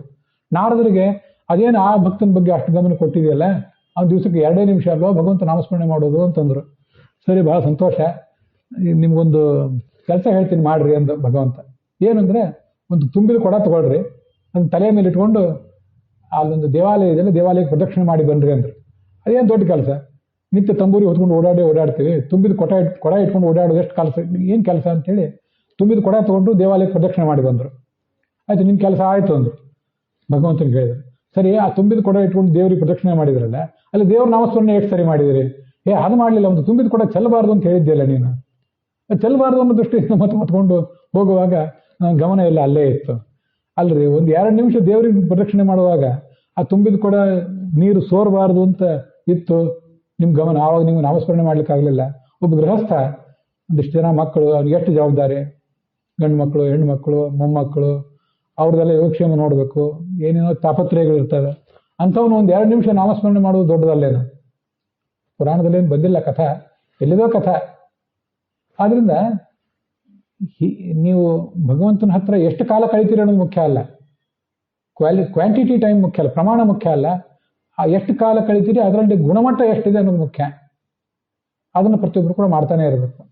ಅದಕ್ಕಾಗಿ ಇದನ್ನು ಹೇಳಿದೆ. ಹೇಗೆ ಬದುಕಬೇಕು ಅಂತಂದ್ರೆ, ಅವನು ರೈತ ಫಸಲನ್ನು ಕಟಾವು ಮಾಡಿಕೊಂಡು ಸಾಗಿ ಹೋದ ಮೇಲೆ ಅಲ್ಲಿ ಉಳಿದು ತೆನೆ ಬಿದ್ದಿರ್ತಾವಲ್ಲ, ಅದನ್ನು ಆಯ್ಕೆ ಮಾಡಿ ಬದುಕಬೇಕು. ಅದಕ್ಕೆ ಶಿಲಾ ಅಂತಾರೆ. ಇದರಲ್ಲಿ ಇನ್ನೊಂದಿದೆ, ಉಂಚ ಅಂತ. ಈಗ ನೀವೆಲ್ಲ ರೈತರೇ, ನಮ್ಗೆ ಗೊತ್ತಿದೆ. ಇವತ್ತು ಕಟಾವು ಮಾಡಿದ್ದು ನಾಳೆ ಮತ್ತೆ ಬರ್ತೀವಿ, ಸ್ವಲ್ಪ ಏನಾದ್ರು ಉಳಿದಿರ್ತದೆ ಅಲ್ಲಿ ತೆನೆ ಕೆಲವು, ಅವನ್ನೆಲ್ಲ ರೈತ ಹೆಣ್ಮಕ್ಳು ಮುದುಕರಾದವರು ಅದನ್ನೆಲ್ಲ ಆಯ್ಕೆ ಆಯ್ದಾಯ್ದು ಒಂದು ಬುಟ್ಟಿ ಹಾಕೊಂಡು ಹೋಗ್ತಿರ್ತಾರೆ, ನೀವು ನೋಡಿರ್ತೀರಿ. ತಾವು ಬೆಳೆದದ್ದು, ಕಟ್ಪಟ್ಟು ಬೆಳೆದದ್ದು ಅದನ್ನು ಆಯ್ಕೊಂಡು ಹೋಗ್ಬೇಕು ಅಂತ. ಅದಕ್ಕಾಗಿ ತೆನೆಗಳನ್ನು ತೊಗೊಂಡು ಹೋದ್ರೆ ಅದು ಕನಿಷ್ಠ ಅದ. ಯಾಕಂದ್ರೆ ತೆನೆಗಳನ್ನ ಮತ್ತೆ ಅವ್ರು ಯಜಮಾನ ಬರ್ತಾನೆ ನಾಳೆ, ಹೊಲದ ಯಜಮಾನ. ತೆನೆಗಳನ್ನು ತೊಗೊಂಡು ಹೋಗ್ಬೇಡ್ರಿ. ಆ ತೆನೆಗಳನ್ನು ತೊಗೊಂಡು ಹೋಗ್ದೇನೆ ಕಾಳು ಮಾತ್ರ ತಗೊಳ್ರಿ. ಕೆಳಗೆ ಬಿದ್ದಿದ್ದು ಕಾಳು ಇರ್ತದೆ, ಎಲ್ಲ ಕಾಳನ್ನು ಆಯ್ಕೆ ಮಾಡುವಷ್ಟು ಹೆಕ್ಕುವಷ್ಟು ಅವ್ರಿಗೆ ಪುರ್ಸೊತ್ತಿರೋದು. ತೆನೆ ಆಯ್ತಾ, ಆದ್ರೆ ಅವರು ಹೊಟ್ಟೆಗೆ ಕಾಲು ಕೊಡಬೇಡ್ರಿ, ಹೊಟ್ಟೆ ಮೇಲೆ ಕಲ್ಲು ಹಾಕಬೇಡ್ರಿ. ಹೀಗೆ ನೀವು ಬದುಕಿದ್ರೆ, ಕಾಳು ಆಯ್ಕೆ ಮಾಡಿ ಬದುಕಿದ್ರೆ, ನೀವು ವಿಚಾರ ಮಾಡ್ರಿ. ಇದು ಒಬ್ಬ ಗೃಹಸ್ಥನಿಗೆ, ದ್ರೋಣನಂತ ಗೃಹಸ್ಥ ಇದನ್ನು ಮಾಡ್ತಿದ್ದ ಅಂತಿದೆ. ಆದ್ರೆ ಏನಾಗ್ತದಂದ್ರೆ ಅದು ನಡೆಯೋದಿಲ್ಲ ಕೆಲವು ಕಾಲದಲ್ಲಿ. ನೀವು ವಿಚಾರ ಮಾಡ್ರಿ, ಇವತ್ತು ನಾವು ಎಷ್ಟು ಬೇಳೆ, ಕಾಳು, ತರಕಾರಿ, ಇನ್ನೇ ಥರದ್ದೆಲ್ಲ ತಿಂತೀವಿ. ಸಸ್ಯಾಹಾರಿಗಳಾದ್ರೂ ಏನು ಅವ್ರೇನು ಹೊಟ್ಟೆ ಬಾಕತನಕ್ಕೆ ಏನು ಕಡಿಮೆ ಇಲ್ಲ. ಮಾಂಸಾಹಾರ ತಿಂತಿಲ್ಲ ಅಂತ ಅಷ್ಟೇ ಬಿಟ್ರೆ, ಚೆನ್ನಾಗಿ ಹೊಟ್ಟೆ ತುಂಬಿ ಚೆನ್ನಾಗಿ ಏನೇನು ಹಾಕಬೇಕು ಎಲ್ಲ ತುಪ್ಪ ಒಗ್ಗರಣೆ ಹಾಕಿ ಚೆನ್ನಾಗಿ ತಿಂದೇ ತಿಂತಾರೆ. ಒಳ್ಳೆ ಅಕ್ಕಿ, ಒಳ್ಳೆ ಬೇಳೆ, ಒಳ್ಳೆ ಹಾಲು, ಮೊಸರೆಲ್ಲ ಹಾಕಿ ತಿಂದೇ ತಿಂತಾರೆ. ನೀವು ಒಂದು ಯಾವುದೋ ಜಮೀನಿಗೆ ಹೋಗಿ ಅಲ್ಲಿ ಕಾಳನ್ನು ಆಯ್ಕೆ ಮಾಡ್ಕೊಂಡು ಬಂದ್ರೆ ಸಿಗ್ತದೆ ಎಷ್ಟು ಕಾಳನ್ನು ವಿಚಾರ ಮಾಡ್ರಿ. ನಿಮಗೆ ನಿನ್ನ ಹೆಂಡತಿಗೆ ಇಬ್ಬರೇ ಮಕ್ಕಳಿಗಿದ್ರು ಅವ್ರಿಗೆ ಬೇಕಾದ್ರೆ ಸಿಗ್ತದ? ಮತ್ತು ಅದು ಶ್ರಮ ಎಷ್ಟು? ಕಾಳು ಸಿಕ್ತು, ಎಣ್ಣೆ ಸಿಗ್ತದ? ಕಾಳು ಬೇಕು, ಬೇಳೆ ಬೇಕು, ಹಾಲು ಸಿಗ್ತದ? ಹಾಲು ಎಲ್ಲರೂ ಚೆಲ್ಲಿ ಹೋಗಿರ್ತಾರೆ, ಯಾರಾದ್ರು ಹೋಗಿ ಚೆಲ್ಲಿ ಹೋಗಿದ್ದು ಹಾಲನ್ನಾದರೂ ಏನು ಬಳ್ಕೊಂಡು ತೊಗೊಂಬರ್ಲಿಕ್ಕೆ ಬರ್ತದ? ಕಾಳು ಬಳ್ಕೊಂಡು ತೊಗೊಂಬರ್ಬೋದು. ತರಕಾರಿನೂ ಒಂದು ಸ್ವಲ್ಪ ಅವ್ರ ಮೂಟೆ ತೊಗೊಂಡಂದ್ರೆ ಒಂದು ಸ್ವಲ್ಪ ನನಗೊಂದು ಸ್ವಲ್ಪ ಏನೋ ಕೊಡೋ, 1-2 ಸೌತೆಕಾಯಿ ತೊಗೊಂಬರ್ಬೋದು. ಹಾಲು ಆದರೆ ಹೀಗೆ ಬದುಕ್ತಿದ್ದ ದ್ರೋಣ. ಆದರೆ ಏನಾಯ್ತಂದ್ರೆ ನಡೀಲಿಲ್ಲ. ಅಶ್ವತ್ಥಾಮನಿಗೆ ಮಗನಿಗೆ ಹಾಲು ಕುಡಿಬೇಕು ಅಂತ ಅನಿಸ್ಬಿಡ್ತು. ಅವನನ್ನ ಕೊನೆಗೆ ಅಶ್ವತ್ಥಾಮನಿಗೆ ಹಾಲು ಕೊಡ್ಲಿಕ್ಕಾಗಿ ಇವನು ಕೌರವರು ಅಡಿಯಾಳ ಆಗ್ಬೇಕಾಯ್ತು. ಅಶ್ವತ್ಥಾಮ ಹಾಲು ಬೇಕು ಅಂದಾಗ ಅವನ ತಾಯಿ ಇದನ್ನ ಗಮನಿಸ್ಬೇಕು, ಎಂಥ ಕಾಲ ಇತ್ತು ಅಂತ. ಒಂದು ಕಾಲಕ್ಕೆ ಹಿಟ್ಟಿಗೆ ನೀರು ಹಾಕಿ ಅವನಿಗೆ ಹಾಲು ಕೊಡ್ತಿದ್ಲಂತೆ. ಅವನು ಹಾಲು ಕುಡ್ದೆ ಅಂತ ಕುಣಿದಾಡ್ತಿದ್ದಂತೆ. ಅವನಿಗೆ ದುರ್ಯೋಧನರಿಗೆ ಸ್ನೇಹ. ಒಂದ್ಸರಿ ತಮ್ಮ ಮನೆಯಲ್ಲಿ ಅವನಿಗೆ ಹಾಲು ಕೊಡಿಸಿದ್ರು. ಅವನಿಗೆ ನಿಜವಾದ ಹಾಲು ಯಾವುದು ಅಂತ ಗೊತ್ತಾಯ್ತು. ಅವಾಗ ಇದೇನು ಹಾಲು, ನಮ್ಮ ತಾಯಿ ಕೊಡ್ತಿದ್ರು ಹಾಲು ಅಲ್ಲ ಅಂತ ಗೊತ್ತಾಯ್ತು. ಅವಾಗ ಅವ್ನು ಬಂದು ಮನೆಯಲ್ಲಿ ತಕರಾರು ಮಾಡಿದರೆ ಹಸು ಎಲ್ಲಿಂತರೋದು. ಕೊನೆಗೆ ಧನುರ್ವಿದ್ಯೆ ಹೇಳಿಕೊಡ್ಬೇಕು ಅಂತ ಕೌರವ್ರ ಮನೆಯಲ್ಲಿ ಟೀಚರ್ ಆಗಬೇಕಾಯ್ತು. ಟೀಚರ್ ಏನು ವೈಸ್ ಚಾನ್ಸಲರೇ ಆದ, ಅದು ವಿಷಯ ಬೇರೆ, ಕುಲಪತಿನೇ ಆದ. ಆದರೆ ಕೊನೆಗೆ ಕೌರವ್ರ ಪರವಾಗಿ ಹೋರಾಡಬೇಕಾಯ್ತು. ಅದನ್ನು ನೋವಿತ್ತು ಅವನಿಗೆ. ಕೌರವ್ರ ಹಂಗಿನಲ್ಲಿ ಬಿದ್ದೆ ನಾನು ಅಂತ ಧರ್ಮರಾಜನ ಮುಂದೆ ಗೋಳಾಡಿದ ದ್ರೋಣ. ಬ್ರಾಹ್ಮಣ್ಯ ಹೋಯ್ತು ಅಂತ ಒಂದು. ನಾವು ಎಷ್ಟು ಇನ್ನೊಬ್ಬರ ಮುಂದೆ ಕೈ ಒಡ್ಡುತ್ತೀವಲ್ಲ, ಇದನ್ನೆಲ್ಲ ಯಾಕೆ ಹೇಳಿದ್ದಾರೆ ಅಂದರೆ, ನೀವು ಹೆಚ್ಚು ಹೆಚ್ಚು ದುಡ್ಡು ಸಂಪಾದನೆ ಮಾಡಿದಷ್ಟು ದುಡ್ಡೇನು ಸುಮ್ಮನೆ ಬರೋದಿಲ್ಲಲ್ಲ, ಪ್ರಯತ್ನದಿಂದಲೇ ಬರಬೇಕಲ್ಲ. ಕಳ್ತನ ಮಾಡೋದು ಅವ್ರೇನು ಸುಲಭದ ಕೆಲಸ ಅಲ್ಲ. ಪ್ರಾಯ ನೌಕರಿ ಮಾಡುವುದಕ್ಕಿಂತ ಕಳ್ತನ ಮಾಡ್ಲಿಕ್ಕೆ ಹೆಚ್ಚು ಎಚ್ಚರಿಕೆ ಬೇಕಾಗ್ತದೆ. ಭ್ರಷ್ಟಾಚಾರ ಮಾಡಬೇಕಾದ್ರೆ, ನೌಕರಿ ಮಾಡಬೇಕಾದ್ರೆ ಬ್ಯಾಂಕಿನಲ್ಲಿ ಪೇಮೆಂಟ್ ಬಂದು ಬೀಳಿದ್ರೆ ತೊಗೊಂಡ್ಬರ್ತೇವೆ, ಮತ್ತು ಕೈಯಲ್ಲೇ ಕೊಟ್ಟೋದನ್ನು ತೊಗೊಂಡ್ಬರ್ತೇವೆ. ಕಳ್ತನ ಮಾಡಬೇಕಾದ್ರೆ ಅದು ಅಲ್ಲಿಡ್ರಿ, ಅವ್ರಿಗೆ ಕೊಟ್ಟು ಬರ್ರಿ, ಆಮೇಲೆ ನಾವು ತೊಗೋತೀವಿ, ಅಥವಾ ಮೇಜಿನ ಕೆಳಗಿಂದ ಕೊಡ್ರಿ, ಅಥವಾ ಬೇರೆ ಯಾವುದು ಕವರ್ನೊಳಗೆ ಹಾಕಿ ಕೊಡ್ರಿ, ಏನೋ ಮಾಡಬೇಕಾಗ್ತದೆ. ಕಳ್ತನ ಮಾಡೋದು ಕಷ್ಟನೇ ಅಲ್ಲ. ದುಡ್ಡು ಗಳಿಸ್ಬೇಕಂದ್ರೆ ಸುಲಭದ ಕೆಲಸ ಅಲ್ಲ. ದುಡ್ಡು ಗಳಿಸ್ಬೇಕಂದ್ರೆ ಪ್ರಯತ್ನ ಮಾಡಬೇಕು. ಪ್ರಯತ್ನ ಪಟ್ಟು ನೀವು ಅಧ್ಯಯನ ಯಾವಾಗ ಮಾಡ್ತೀರಿ? ಅಷ್ಟು ಈಸಿ ಕೆಲಸ ಅಲ್ಲ ಅದು. ಸರಿ, ದುಡ್ಡು ಹೆಚ್ಚು ಹೆಚ್ಚು ಬಂದಷ್ಟು ನಿಮ್ಮ ಪ್ರಯತ್ನ ಕಡಿಮೆ ಆಗ್ತದೆ. ಅಧ್ಯಯನದ ಕಡೆ ಅಧ್ಯಯನ ಜಪ ತಪದ ಬಗ್ಗೆ ಪ್ರಯತ್ನ ಕಡಿಮೆ ಆಗ್ತದೆ. ಆವಾಗ ನಿಮ್ಮ ಬ್ರಾಹ್ಮಣತ್ವ ಹೋಗ್ತದೆ. ಬ್ರಾಹ್ಮಣತ್ವ ಹೋಯ್ತು ಅಂದರೆ ಸುಮ್ಮನೆ ನಿಮ್ಮ ಜನ ನಿಮ್ಮ ಕಾಲಿಗೆ ಬಂದು ಬಿದ್ದರೆ, ನೀವು ಕೊಡೋ ಮಂತ್ರಾಕ್ಷತೆ ಅವರು ತಗೋತಾರೆ ಅಂದರೆ ನಿಮ್ಮಲ್ಲಿ ಏನು ಶಕ್ತಿ ಇದೆ ಅಂತ ಕೊಡ್ತೀರಿ? ಮೊದಲನೇದಾಗಿ ದುಡ್ಡು ಹೆಚ್ಚು ಬರ್ತಾ ಹೋದಂತೆ ಪ್ರಯತ್ನ ಹೆಚ್ಚಬೇಕು. ಪ್ರಯತ್ನ ಹೆಚ್ಚಿದ್ರೆ ದುಡ್ಡು ಹೆಚ್ಚು. ದುಡ್ಡು ಹೆಚ್ಚಾದಂತೆ ಅಧ್ಯಯನ ಮಾಡಬೇಕು ಅನ್ನೋ ಆಲೋಚನೆ ಕಡಿಮೆ ಆಗ್ತದೆ. ಇದು ಮೊದಲು ವಿಷಯ. ನಾವು ಅಧ್ಯಯನ ಮಾಡೋದು ಹೋಗಲಿ, ಇನ್ಯಾರು ಹೇಳ್ತಿದ್ದಾರೆ ಅಂತ ಅದನ್ನು ಕೇಳಬೇಕು ಅಂತ ಮನಸ್ಸಾಗಲ್ಲ. ಯಾಕಂದರೆ ದುಡ್ಡು ಗಳಿಸುವ ಪ್ರಯತ್ನ ದಣಿವು. ಮನುಷ್ಯನಿಗೆ ಇರೋದ್ರಿಂದ 50-60 ವರ್ಷದ 70 ವರ್ಷದ ಆಯುಷ್ಯ. ಸಾಯಂಕಾಲ ಬಂದು ಕೂತಿರ್ತಾನಷ್ಟೇ, ದಣಿವಾಗ್ತಿರ್ತದೆ. ಮನೆಯಲ್ಲಿ ಏನೋ ಕಿರಿಕಿರಿಗಳಿರ್ತಿರ್ತವೆ.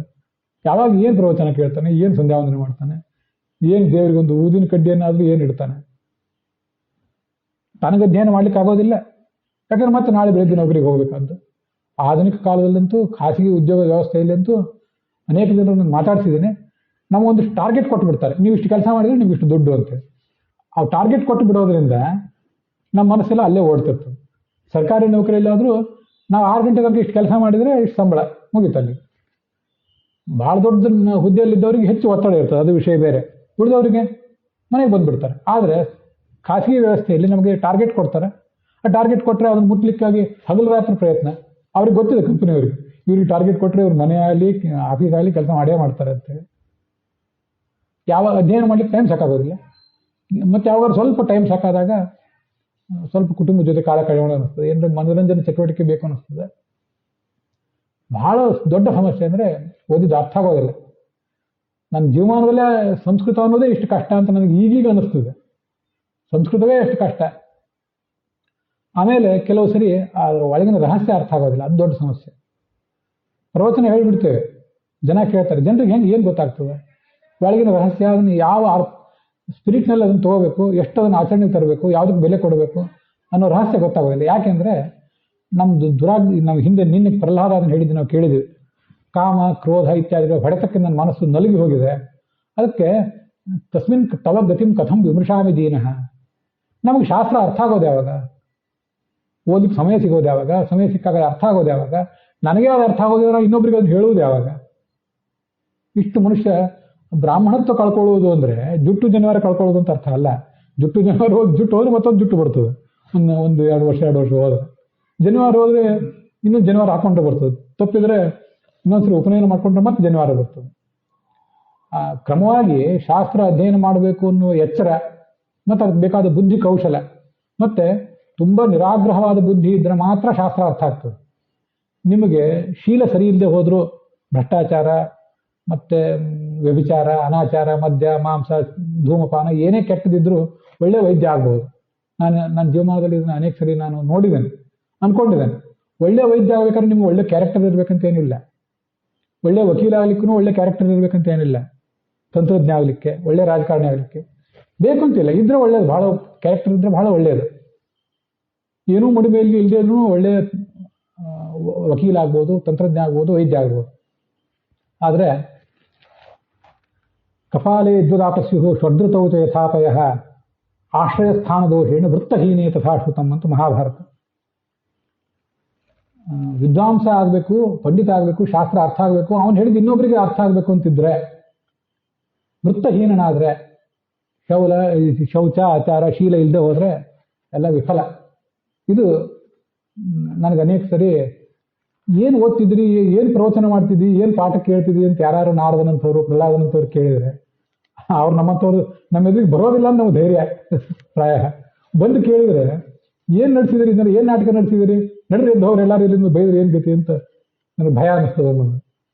ಅವ್ರ್ಯಾರು ಬರ್ತಿಲ್ಲ ಬಿಡಿ, ನಾ ಹೇಳಿದ್ದೆ ಆಟ ಹಾಳು ಹೋದ್ಮೇಲೆ ಉಳಿದವನೇ ಗೌಡ ಅಂತ ಮಾತು ನಡೆದಿದೆ ಅಂತ ಅನ್ಕೋತೇನೆ. ಆದ್ರಿಂದ ಇವನಿಗೆ ಅದು ಅರ್ಥ ಆಗೋದಿಲ್ಲ, ಇಷ್ಟು ಸಮಸ್ಯೆ ಆಗ್ತದೆ, ಅಷ್ಟು ಒತ್ತಡಕ್ಕೆ ಸಿಲುಕ್ತಾನ. ಶಾಸ್ತ್ರ ಅರ್ಥ ಆಗದೆ ಹೋದ್ರೆ ಆ ಶೌಚ ಆಚಾರ್ಯ ಆ ಮಹಾಭಾರತ ಶ್ಲೋಕ ಹೇಳಿದಾಗ ಅರ್ಥ ಹೇಳೋದು ಮರತೆ. ನಿಮ್ಮ ವ್ಯಕ್ತಿತ್ವ ಸರಿ ಇಲ್ಲದೆ ಹೋದ್ರೆ ನೀವು ನಿಮ್ಮ ಬ್ರಾಹ್ಮಣ್ಯವೇ ಹೊರಟೋಗ್ತದೆ, ನಿಮ್ಮಲ್ಲಿರೋ ಜ್ಞಾನವೂ ವ್ಯರ್ಥ ಆಗಿ ಹೋಗ್ತದೆ. ಅದು ಹೇಗೆ ಅಂದರೆ, ಒಂದು ತಲೆ ಬುರುಡೆ ತೊಗೊಂಬರ್ರಿ, ಮನುಷ್ಯನ ತಲೆ ಬುರುಡೆ ಚೆನ್ನಾಗಿ ತೊಳೆಯಿರಿ, ಸೋಪು ಗೀಪು ಚೆನ್ನಾಗೆಲ್ಲ ಹಚ್ಚಿ ತೊಳೆಯಿರಿ. ಅದು ನೀರು ಹಾಕೊಂಬಂತದ್ದು ಕುಡಿತೀರ. ತಾಮ್ರದ ಲೋಟದಲ್ಲಿ, ಸ್ಟೀಲಿನ ಲೋಟದಲ್ಲಿ, ಮಣ್ಣಿನ ಲೋಟದಲ್ಲಿ ನೀರು ಕುಡಿಬಹುದು. ತಲೆ ಬುರುಡೆಯಲ್ಲಿ ನೀರು ಹಾಕೊಂಬಂದ್ರೆ ಮನೆಗೆ ಬಂದು ಅತಿಥಿಗಳಿಗೆ ಕೊಟ್ಟರೆ ಕುಡಿತಾರೆ. ಹೋಗಿ ಯಜಮಾನನೇ ಕುಡಿತಾನೆ, ಮನೆ ಯಜಮಾನ ಇಲ್ಲ. ಸ್ವದೃತವು ನಾಯಿ ಚರ್ಮ ತೊಗೊಂಬಂದು ಚೆನ್ನಾಗಿ ಸ್ವಚ್ಛ ಮಾಡಿ ಅದರಲ್ಲಿ ನೀರು ಹಾಕೊಂಡು ಕುಡಿದ್ರೆ, ಹಿಂದಿನ ಕಾಲದಲ್ಲಿ ಹಸಿ ಬೇರೆ ಇರ್ತಿತ್ತು, ಅದು ಬೇರೆ ಚರ್ಮ ಇರ್ತಿತ್ತು, ಚರ್ಮದ ಚೀಲದಲ್ಲಿ ನೀರು ಹಾಕೊಂಡು ಹೋಗ್ತಿದ್ರು. ಅದನ್ನ ಕುದುರೆ ಮೇಲೆ ಆ ಕಡೆ ಈ ಕಡೆ ಹಾಕಿ ಬೇಕಾದಾಗ ನೀರು ಕುಡಿತಿತ್ತು. ಆದರೆ ಅದು ನಾಯಿ ಚರ್ಮ ಖಂಡಿತ ಅಲ್ಲ, ಬೇರೆ ಯಾವುದೋ ಚರ್ಮ. ಅದು ಜಿಂಕೆ ಚರ್ಮ ಇತ್ತೋ ಮತ್ತೆ ಯಾವ ಚರ್ಮ ಇತ್ತೋ ಗೊತ್ತಿಲ್ಲ. ಅಂತೂ ನಾಯಿ ಚರ್ಮದ ಒಳ್ಳೆ ಚೀಲ, ಅದು ದೊಡ್ಡ ಕಂಪನಿ ಮಾಡಿದೆ ಅಂತ ಹೇಳಿ ತೊಗೊಂಬಂದಾದ್ರು ಅದ್ರೊಳಗೆ ನೀರು ಹಾಕೊಂಡು ಕುಡಿದ್ರೆ ಮಡಿ ಆಗ್ತದೆ. ಹಾಗೆ ಮನುಷ್ಯನ ವ್ಯಕ್ತಿತ್ವನೇ ಕಲುಷಿತ ಆಗಿ ಹೋದರೆ ಅಲ್ಲಿರೋ ಜ್ಞಾನ ಉಪಯೋಗ ಆಗೋದಿಲ್ಲ ಅಂತ ಹೇಳಿದ್ದಾರೆ. ಆದ್ದರಿಂದ ಒಳ್ಳೆ ವಿದ್ವಾಂಸ, ಈ ನಾವು ಶಾಲು ಸಂಭಾವನೆ ದಾರ ದಕ್ಷಿಣೆ ಸ್ವೀಕಾರ ಮಾಡೋದು ವಿಷಯ ಬೇರೆ, ಆದರೆ ಆ ಜ್ಞಾನದಿಂದ ಅವನಿಗೆ ಉಪಯೋಗ ಆಗಬೇಕು, ಸಮಾಜಕ್ಕೆ ಉಪಯೋಗ ಆಗಬೇಕು. ನಾವು ಹೇಳಿದ್ದು ಒಂದು ಮಾತಾಡಿದ್ರೆ ಇನ್ನೊಬ್ಬರಿಗೆ ಅದು ಅರ್ಥ ಆಗಬೇಕು. ಇದಕ್ಕೆ ಅನೇಕ ಉದಾಹರಣೆಗಳು ಕೊಡ್ಬೋದು. ವಿವೇಕಾನಂದ ಆಧುನಿಕ ಶಿಕ್ಷಣ ಇತ್ಯಾದಿ ಪಡೆದವರು. ಯಾರು ದೇವರವನು, ಆ ದೇವರನ್ನ ನಂಬೋದಿಲ್ಲ ಅಂತ ತಿರುಗಾಡ್ತಿದ್ದ. ನನಗೆ ಯಾರು ದೇವ್ರನ್ನ ಕಂಡಿದ್ದು ತೋರಿಸ್ರಿ ಅಂತ ಓಡಾಡ್ತಿದ್ರು ಅವ್ರು ಮೊದಲು, ನರೇಂದ್ರ ದತ್ತ ಆಗಿದ್ದಾಗ. ಸುಮ್ಮನೆ ಯಾರ್ಯಾರನ್ನೇ ಯಾಕೆ ಕೇಳ್ತೀರಿ, ರಾಮಕೃಷ್ಣ ಪರಮಹಂಸರಿದ್ದಾರೆ, ಅವರೇ ಎದುರಿಗೆ ಹೋಗ್ರಿ ಅಂದ್ರಂತ. ನಮ್ಮಂಥವ್ರಾಗಿದ್ದು ಏನು ಮಾಡ್ತಿದ್ವಿ, ಬರೀ ಶಾಸ್ತ್ರ ಮಹಾಭಾರತದಲ್ಲಿ ಹಿಂಗೆ ಹೇಳಿದ್ದಾರೆ, ಭಾಗವತದಲ್ಲಿ ಹೀಗೆ ಹೇಳಿದ್ದಾರೆ, ಇದಕ್ಕೆ ಹೀಗೆ ಅರ್ಥ ನಾವು ಚರ್ಚೆ ಮಾಡ್ತಿದ್ವಿ. ರಾಮಕೃಷ್ಣ ಪರಮಹಂಸರು ಅದನ್ನು ಮಾಡಲಿಲ್ಲ. ವಿವೇಕಾನಂದ ತಲೆ ಮೇಲೆ ಕೈ ಇಟ್ಟರು, ನಾನು ತೋರಿಸ್ತೀನಿ ನಿಂಗೆ ದೇವ್ರನ್ನ. ತಲೆ ಮೇಲೆ ಕೈ ಇಟ್ಟು ಬಿಟ್ಟು ಕೂಡಲೇ ಆ ವಿವೇಕಾನಂದನಿಗೆ, ನರೇಂದ್ರ ದತ್ತನಿಗೆ ಅಲೌಕಿಕ ಅನುಭವ ಆಗಿಬಿಡ್ತು. ದಯವಿಟ್ಟು ನಿಮ್ಮ ಕೈ ತೆಗೀರಿ, ಭಾಳ ಹೊತ್ತು ತಲೆ ಮೇಲೆ ಇಡಬೇಡ್ರಿ, ಆ ಕೈ ನನಗೆ ತಡ್ಕೊಳಿಕ್ಕೆ ಆಗ್ತಿಲ್ಲ, ಪವರನ್ನು ತಡ್ಕೊಳಿಕ್ಕೆ ಆಗ್ತದೆ. ಕೈ ತೆಗಿಬೇಕಾಯ್ತು. ಆ ಒಂದು ಸ್ಪರ್ಶದಿಂದ ಪ್ರಹ್ಲಾದನಿಗೆ, ನರಸಿಂಹನ ಸ್ಪರ್ಶದಿಂದ ಹೇಗೆ ಜ್ಞಾನ ಬಂತಲ್ಲ, ಹಾಗೆ ರಾಮಕೃಷ್ಣ ಪರಮಹಂಸರ ಸ್ಪರ್ಶದಿಂದ ವಿವೇಕಾನಂದರಿಗೆ ಜ್ಞಾನ ಬಂತು. ತತ್ಕಾಲದಲ್ಲಿ ನೆನಪಾದ ಉದಾಹರಣೆ ಹೇಳಿದೆ. ಇಂಥದ್ದು ಅನೇಕ ಜನ ಗುರುಗಳಿರ್ತಾರೆ, ಅನೇಕ ಜನ ಶಿಷ್ಯರಿರ್ತಾರೆ, ಎಲ್ಲೆಲ್ಲೋ ಯಾರ್ಯಾರು ಇರ್ತಿರ್ತಾರೆ. ಅಷ್ಟು ಆಗಬೇಕಾದ್ರೆ ನಿಮ್ಗೆ ಯೋಗ್ಯತಾ ಎಂಥದ್ದಿರಬೇಕು. ರಾಮಕೃಷ್ಣ ಪರಮಹಂಸರು ಯೋಗ್ಯತಾ ಎಂಥದ್ದಿತ್ತು ಅಂದರೆ, ಈ ಕೂತಲ್ಲೇ ಭಕ್ತಿ ಪರವಶರಾಗಿ ಸಮಾಧಿ ಸ್ಥಿತಿಗೆ ಹೋಗ್ತಿದ್ರು. ರಾಮಕೃಷ್ಣ ಪರಮಹಂಸರಿಗೆ ದುಡ್ಡಿನ ಬಗ್ಗೆ ಎಷ್ಟು ಅನಾಸಕ್ತಿ ಇತ್ತಂದ್ರೆ, ದುಡ್ಡನ್ನು ಅವರು ಕದೀತಿರ್ಲಿಲ್ಲ, ಭ್ರಷ್ಟಾಚಾರ ಅಂತೂ ದೂರವೇ ಉಳಿತು. ರಾಮಕೃಷ್ಣ ಪರಮಹಂಸರು ಕೂತ್ಕೊಳ್ಳುವಂಥ ಇಂಥ ಆಸನ ಇರ್ತದಲ್ಲ, ರಾಮಕೃಷ್ಣ ಪರಮಹಂಸರು ಎಲ್ಲೋ ಹೋಗಿದ್ದಾರೆ, ಇವತ್ತು ಬಂದು ಇಲ್ಲಿ ಕೂಡೋರಿದ್ದಾರೆ, ಆಸನದ ಕೆಳಗೆ ನೀವು ದುಡ್ಡು ಹಾಕಿಬಿಡ್ರಿ. ಅವ್ರಿಗೆ ಗೊತ್ತಿರೋದಿಲ್ಲ ರಾಮಕೃಷ್ಣ ಪರಮಹಂಸರಿಗೆ. ಬಂದು ಕೂತ್ಕೊಳ್ಳೋರಿಗೆ ಮೈ ಉರಿತಿತ್ತಂತೆ, ಇಲ್ಲಿ ಏನೋ ಇದೆ ತೆಗೀರಿ, ಆಸನ ಸರಿಯಾಗಿ ಚೆಕ್ ಮಾಡ್ರಿ. ನೋಡಿದ್ರೆ ಕೆಳಗೆ ದುಡ್ಡು. ಪರೀಕ್ಷೆ ಮಾಡಬೇಕು ಅಂತ ಶಿಷ್ಯರು ಜನರು ಅದನ್ನು ಹಾಕಿ ನೋಡಿದ್ದಾರೆ. ನಮ್ಮ ಸ್ಥಿತಿ ಹೇಗಿದೆ ವಿಚಾರ ಮಾಡ್ರಿ. ನಮ್ಮ ಕೈಯಲ್ಲಿ ಯಾರು ದುಡ್ಡು ಇಟ್ಬಿಡ್ಲಿಲ್ಲ, ಪರಮಾನಂದ ನಮಗೆ, ಮೈ ಉರಿಯೋದು ಆ ಕಡೆ ಹೋಗಲಿ. ಅದರಲ್ಲೂ ಲಂಚದ ದುಡ್ಡು ಸಿಕ್ಬಿಟ್ರೆ ಇಮ್ಮಡಿ ಆನಂದ. ನಮ್ಮ ಸಂಬಳ, ನಮ್ಮ ಪೇಮೆಂಟ್ ಸಿಕ್ಕರೆ ಭಾರಿ ಆನಂದ. ಲಂಚದ ದುಡ್ಡು ಸಿಗ್ತದೆ ಅಂದರೆ ಒಂದಲ್ಲ ಎರಡು, ದೇವರೇ ನಮ್ಗೆ ಎರಡೇ ಕೈ ಕೊಟ್ಟನಲ್ಲ, ಮತ್ತೊಂದು ಎರಡು ಕೈ ಕೊಟ್ಟಿದ್ದು ಇನ್ನೊಂದಿಷ್ಟು ಲಂಚ ತಗೋಬೋದಿತ್ತು ಅಂತ ನಮ್ಮ ಆಲೋಚನೆ. ನಮಗೇನು ಮೈ ಉರಿತದೆ. ಇನ್ನು ನಮ್ಗೆ ಹೀಗಿದ್ದಾಗ ಶಾಸ್ತ್ರ ಅರ್ಥ ಆಗೋದು ಯಾವಾಗ? ನಾವು ಇನ್ನೊಬ್ಬ ಗುರುವಿಗೆ, ಇನ್ನೊಬ್ಬ ಶಿಷ್ಯನಿಗೆ ನಾವು ಹೇಳಿದ ಅರ್ಥ ಆಗೋದು ಯಾವಾಗ? ನಮ್ಮ ಸ್ಪರ್ಶದಿಂದ. ನಾನು ನಾರಾಯಣ ಮಂತ್ರ ಕೇಳಿದ್ವಿ, ನಾರಾಯಣ ವರ್ಮ. ನಮ್ಮ ಸ್ಪರ್ಶದಿಂದ, ನಮ್ಮ ಕಾಲ ಅನ್ನೋದು ಆಕಸ್ಮಿಕವಾಗಿ ಯಾರಿಗಾರು ತಾಕಿದರೆ, ನಮ್ಮ ದೃಷ್ಟಿ ಯಾರ್ದಾರ ಮೇಲೆ ಬಿದ್ದರೆ ಅವರೊಂದು ಪರಿವರ್ತನೆ ಆಗೋದು ಯಾವಾಗ? ಹಾಗಾಗಿ ಗುರುಗಳು ಎಲ್ಲಿದ್ದಾರೋ ಅಲ್ಲೇ ಇದ್ದಾರೆ, ಶಿಷ್ಯರು ಎಲ್ಲಿದ್ದಾರೋ ಅಲ್ಲೇ ಇದ್ದಾರೆ.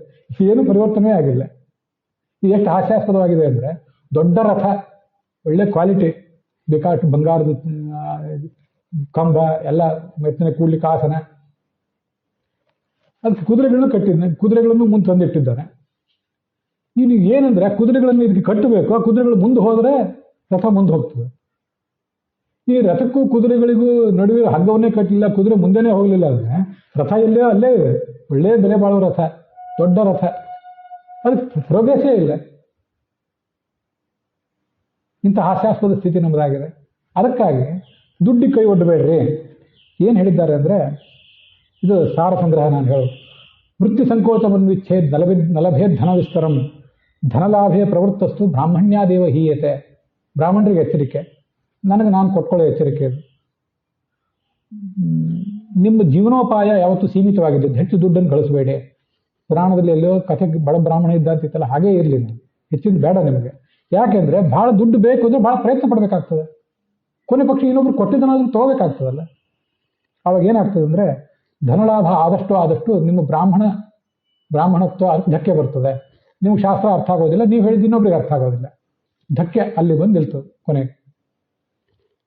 ಅದರಿಂದ ಅದು ಮಾಡಬೇಡ್ರಿ ಅಂತ ಇಲ್ಲಿ ತಾತ್ಪರ್ಯ ನಿರ್ಣಯ ಮೊದಲಾದ ಕಡೆ ಒಂದು ಕಡೆ ಹೀಗೆ ಹೇಳ್ತಾರೆ. ಯಥಾಲಬ್ಧೇನ ವರ್ತೇತ ಭಿಕ್ಷಯಾವಾ ದ್ವಿಜೋತ್ತಮ ಶಿಷ್ಯ ಯಾಜ್ಯೋಪಲಬ್ಧೇ ಇರುವ. ನೀವು ಶಿಲೋಂಶ ವೃತ್ತಿ ಮಾಡ್ರಿ. ಹೊಲಕ್ಕೆ ಹೋಗಿ ತೆನೆ ತೊಗೊಂಬನ್ರಿ, ಅದಾಗದೆ ಹೋದ್ರೆ ಕಾಳು ತೊಗೊಂಬನ್ರಿ. ಕಾಳು ತೊಗೊಂಬಂದು ಬದುಕ್ರಿ. ಅದರಲ್ಲೂ ಕಾಳು ತಂದು ಬದುಕುವುದೇ ಅತಿ ಶ್ರೇಷ್ಠ. ಅದಾಗದೆ ಹೋದರೆ ತೆನೆ ಆದರೂ ತಂದು ಬದುಕ್ರಿ, ಸ್ವಲ್ಪ ಹೆಚ್ಚು ಕಾಳು ಸಿಗ್ತದೆ. ಅದನ್ನು ನಡೆದೇ ಹೋದರೆ ಭಿಕ್ಷೆ ಬೇಡಲಿಕ್ಕೆ ಅಧಿಕಾರ ಇದೆ ಬ್ರಾಹ್ಮಣನಿಗೆ. ಅವನು ಕ್ಷತ್ರಿಯ ಆದ್ರೂ, ಬ್ರಹ್ಮಚಾರಿಗಂತೂ ಭಿಕ್ಷೆ ಬೇಡಲಿಕ್ಕೆ ಅಧಿಕಾರ ಇದ್ದೇ ಇದೆ. ಬ್ರಾಹ್ಮಣನಿಗೂ ಗೃಹಸ್ಥನಿಗೂ ಭಿಕ್ಷೆ ಬೇಡಲಿಕ್ಕೆ ಅಧಿಕಾರ ಇದೆ.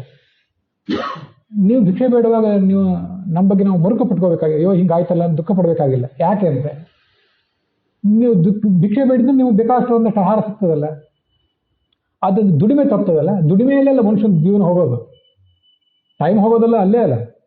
ಇನ್ನೊಬ್ರು ನಿಮಗೆ ಆರಾಮಾಗಿ ಏನೋ ಕಾಳು ಕಡಿ ಕೊಡ್ತಾರೆ ಅಂದರೆ ಮನೆಗೆ ತುಂಬ ಬೇಯಿಸ್ತೀರಿ, ತಿಂತೀರಿ, ಆರಾಮಾಗಿರ್ತೀರಿ, ಹೆಚ್ಚು ಗಳಿಸುವ ಪ್ರಯತ್ನ ಇಲ್ಲ. ಆವಾಗ ಟೈಮ್ ಸೇವ್ ಆಗ್ತದೆ. ಜಮೀನಿಗೆ ಹೋಗಿ ಕಾಳು ಕಡಿ ತಂದು ತೆನೆ ತಂದು ಬದುಕ್ರಿ, ಅದಾಗಲಿ ಸಾಕಾಗ್ತಿಲ್ಲ ಅದರಿಂದ ಅಂದರೆ ಹಾಗಾದ್ರೆ ಭಿಕ್ಷೆ ಬೇಡಿ ಬದುಕ್ರಿ. ಅದು ಆಗದೆ ಹೋದರೆ ಆವಾಗ ಪಾಠ ಪ್ರವಚನ ಮಾಡಿರಿ, ಆವಾಗ ಜನ ನಿಮಗೆ ದುಡ್ಡು ಕೊಡ್ತಾರೆ. ಅಥವಾ ಪೌರೋಹಿತ್ಯ ಮಾಡ್ತೀರಿ, ದುಡ್ಡು ಕೊಡ್ತಾರೆ. ಕೆಲವು ಕಡೆ ಭಿಕ್ಷೆ ಬೇಡುವುದು ಮೇಲೋ ಪಾಠ ಪ್ರವಚನ ಮಾಡುವುದು ಬೇಲೋ ಅಂತ ಕೆಲವು ಕಡೆ ಶಾಸ್ತ್ರದಲ್ಲಿ ಒಂದು ಚರ್ಚೆ ಇದೆ. ನಾನು ಅದನ್ನು ಬಹಳಷ್ಟು ಮನನ ಮಾಡಿ ಈ ಥರ ನಾನು ಕಂಡುಕೊಂಡಿದ್ದೀನಿ ಅದ್ರ ಬಗ್ಗೆ. ಇನ್ನೊಬ್ರಿಗೆ ಪ್ರವಚನ ಮಾಡಿ ಸಮಾಜದಿಂದ ದುಡ್ಡು ತಗೊಳ್ಳೋದು, ಇನ್ನೊಬ್ರಿಗೆ ಪೌರೋಹಿತ್ಯ ಮಾಡಿಸಿ ಅದರಿಂದ ದುಡ್ಡು ತಗೊಳ್ಳೋದಕ್ಕಿಂತ ಭಿಕ್ಷೆ ಬೇಡುವುದು ಯೋಗ್ಯ. ಅದನ್ನು ಯೋಗ್ಯ ಅಂತ ಆಚಾರ್ಯರು ಮಹಾಭಾರತ ತಾತ್ಪರ್ಯ ನಿರ್ಣಯದಲ್ಲಿ ಹೇಳಿದ್ದಾರೆ. ಯಾಕೆ? ಅಲ್ಲಿ ಭಿಕ್ಷೆ ಬೇಡೋದು ಅವಮಾನ ಅಲ್ಲ. ಅದ್ರ ಬದಲು ಪಾಠ ಪ್ರವಚನ ಮಾಡಿದರೆ ಜನರಿಗೆ ಅದು ದುಡ್ಡು ಕೊಡ್ತಾರೆ. ಪೌರೋಹಿತ್ಯ ಮಾಡಿಸಿದ ದುಡ್ಡು ಕೊಡ್ತಲ್ಲ, ಅಲ್ಲಿ ಅವಮಾನ ಇಲ್ವಲ್ಲ ಅಂತ ಅನಿಸ್ತದೆ ನಮಗೆ. ಯಾಕೆಂದರೆ ನಮಗೆ ನಮ್ಮ ಸ್ಟೇಟಸ್ ಮುಖ್ಯ, ನಮ್ಮ ಅಂತಸ್ತು ಮುಖ್ಯ. ಅದರಿಂದ ಭಿಕ್ಷೆ ಬೇಡಲಿಕ್ಕೆ ನಮ್ಗೆ ಮನಸ್ಸು ಬರೋದಿಲ್ಲ. ಆದರೆ ವಸ್ತುತಃ ನೀವು ಪೌರೋಹಿತ್ಯ ಮಾಡಿಸಿ ಅವರಿಂದ ದುಡ್ಡು ತಗೊಳ್ಳೋದಕ್ಕಿಂತ ಪಾಠ ಪ್ರವಚನ ಮಾಡಿ ಅದರಿಂದ ಧನ ಸಂಪಾದನೆ ಮಾಡೋದಕ್ಕಿಂತ ಭಿಕ್ಷೆ ಬೇಡುವುದು ಯೋಗ್ಯ ಅಂತಾರೆ. ಯಾಕೆ ಹಾಗೆ ಅಂದರೆ, ನಾನು ತುಂಬ ದಿವಸ ಆಲೋಚನೆ ಮಾಡಿದೆ, ಕೊನೆಗೊಂದು ನಿರ್ಧಾರಕ್ಕೆ ಬಂದೆ. ಏನಂದರೆ, ನಿಮಗೆ ನಾನು ಪರಿಚಯವೇ ಇಲ್ಲ ಅಂತ ತಿಳ್ಕೊಳ್ಳಿ, ನನಗೆ ಜೀವನೋಪಾಯನೂ ಏನಿಲ್ಲ. ನಾನು ಇವತ್ತು ನಿಮ್ಮ ಮನೆಗೆ ಬಂದೆ, ದಿವಸ ಬರ್ತಿರ್ತೇನೆ ಅಥವಾ ವಾರಕ್ಕೊಂದ್ಸರಿ ಆದರೂ ಬರ್ತೀನಿ. ಒಂದಿಷ್ಟು ನನಗೆ ಕಾಳು ಕಡಿ ಅಕ್ಕಿ ಬೇಳೆ ಏನೋ ಹಾಕ್ತೇನೆ. ಇನ್ನೊಂದು ಮನೆಗೆ ಹೋಗ್ತೀನಿ, ಅಲ್ಲೂ ಒಂದಿಷ್ಟು ತೊಗೋತೀನಿ, ಮನೆಗೆ ಹೋಗ್ತೀನಿ, ಅದೊಂದಿಷ್ಟು ಬೇಯಿಸಿ ತಿಂತೇನೆ. ಇದು ಭಿಕ್ಷೆ. ನೀವು ನನಗೆ ಎಷ್ಟು ಕೊಡ್ತೀರಿ? ₹1 ₹2 ಕೊಡ್ಬೋದು, ಅಥವಾ 1 ಕಿಲೋ ಅಕ್ಕಿ ಕೊಡ್ಬೋದು.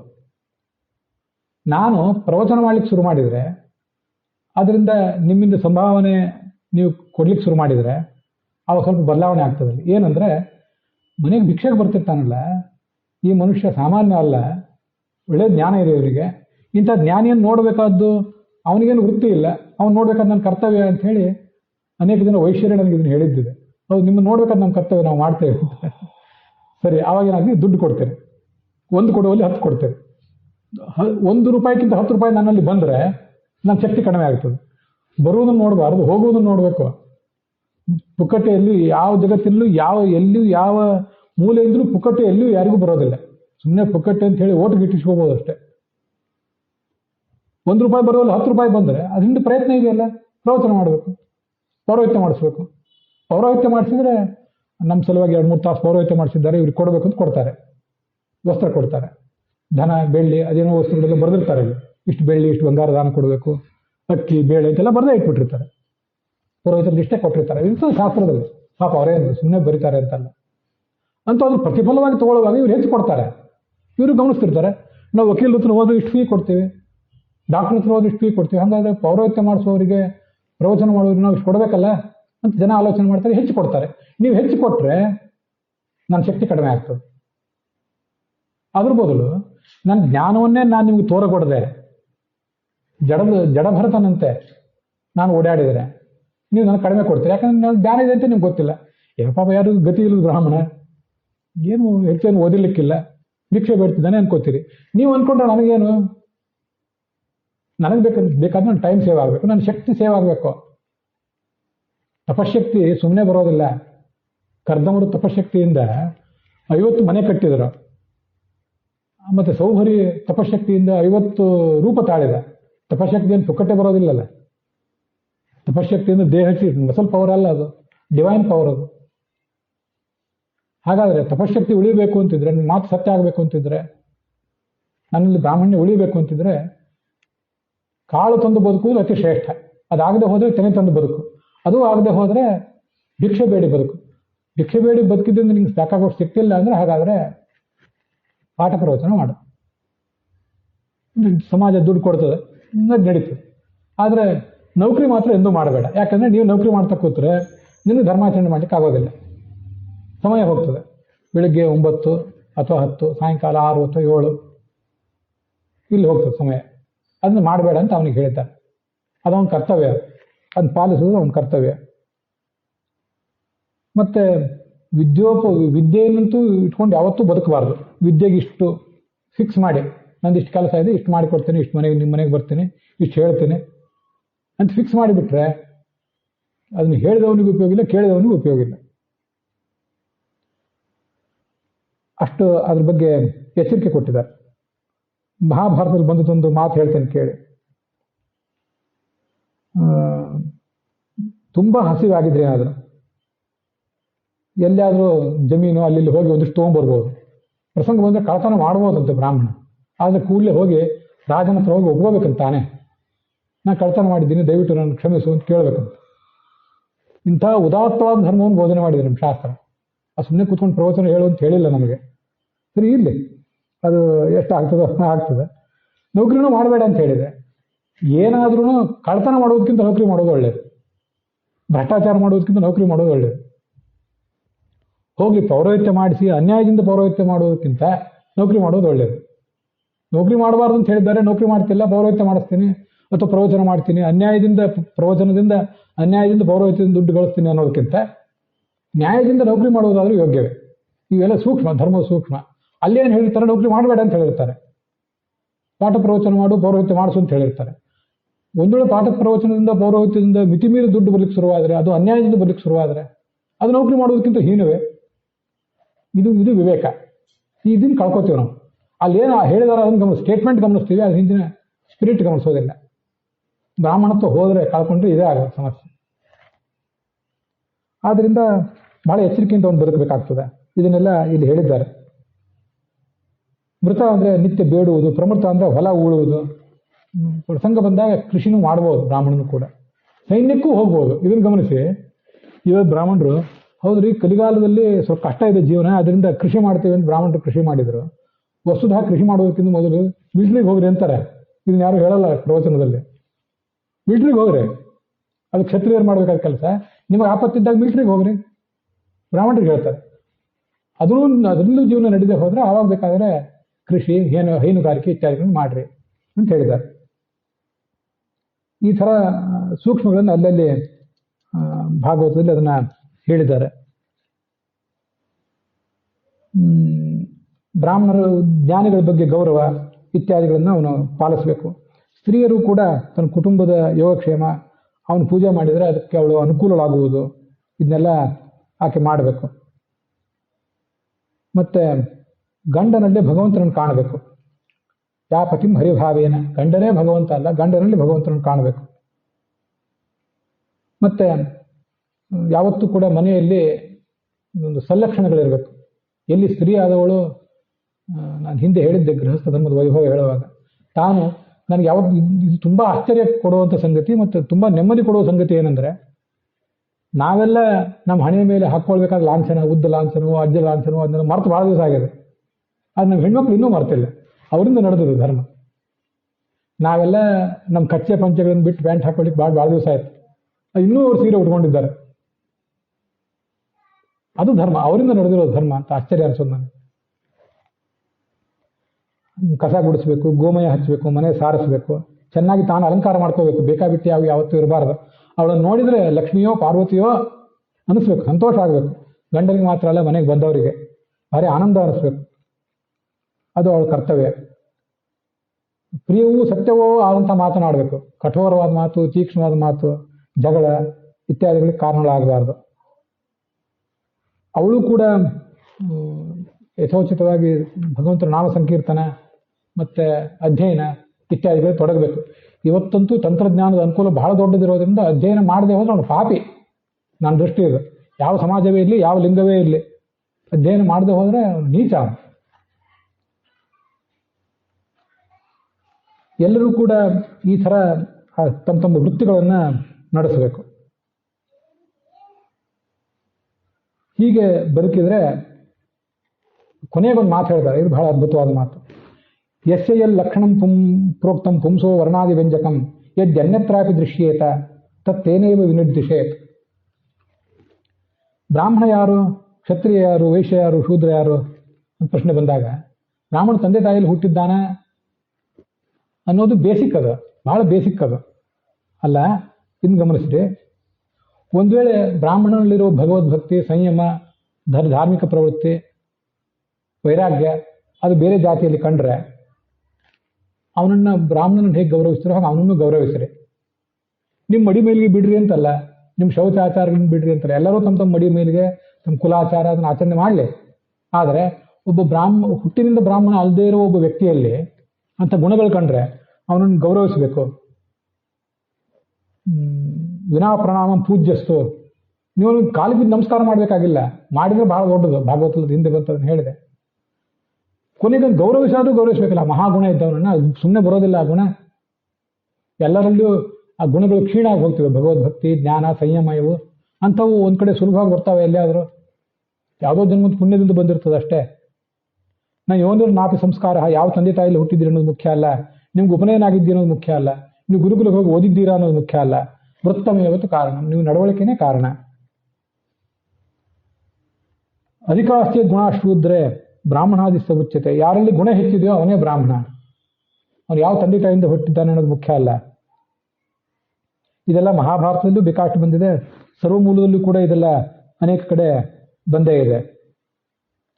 ದಾನಂ ಕ್ಷಮ, ಇನ್ನೊಬ್ಬರಿಗೆ ದಾನ ಮಾಡುವುದು, ಸಹನೆ, ಕ್ಯಾರೆಕ್ಟರು, ಅಹಿಂಸೆ, ತಪಸ್ಸು, ಎಲ್ಲಿ ಗುಣ ಕಾಣ್ತವೋ ಇವು ಅವನೇ ಬ್ರಾಹ್ಮಣ.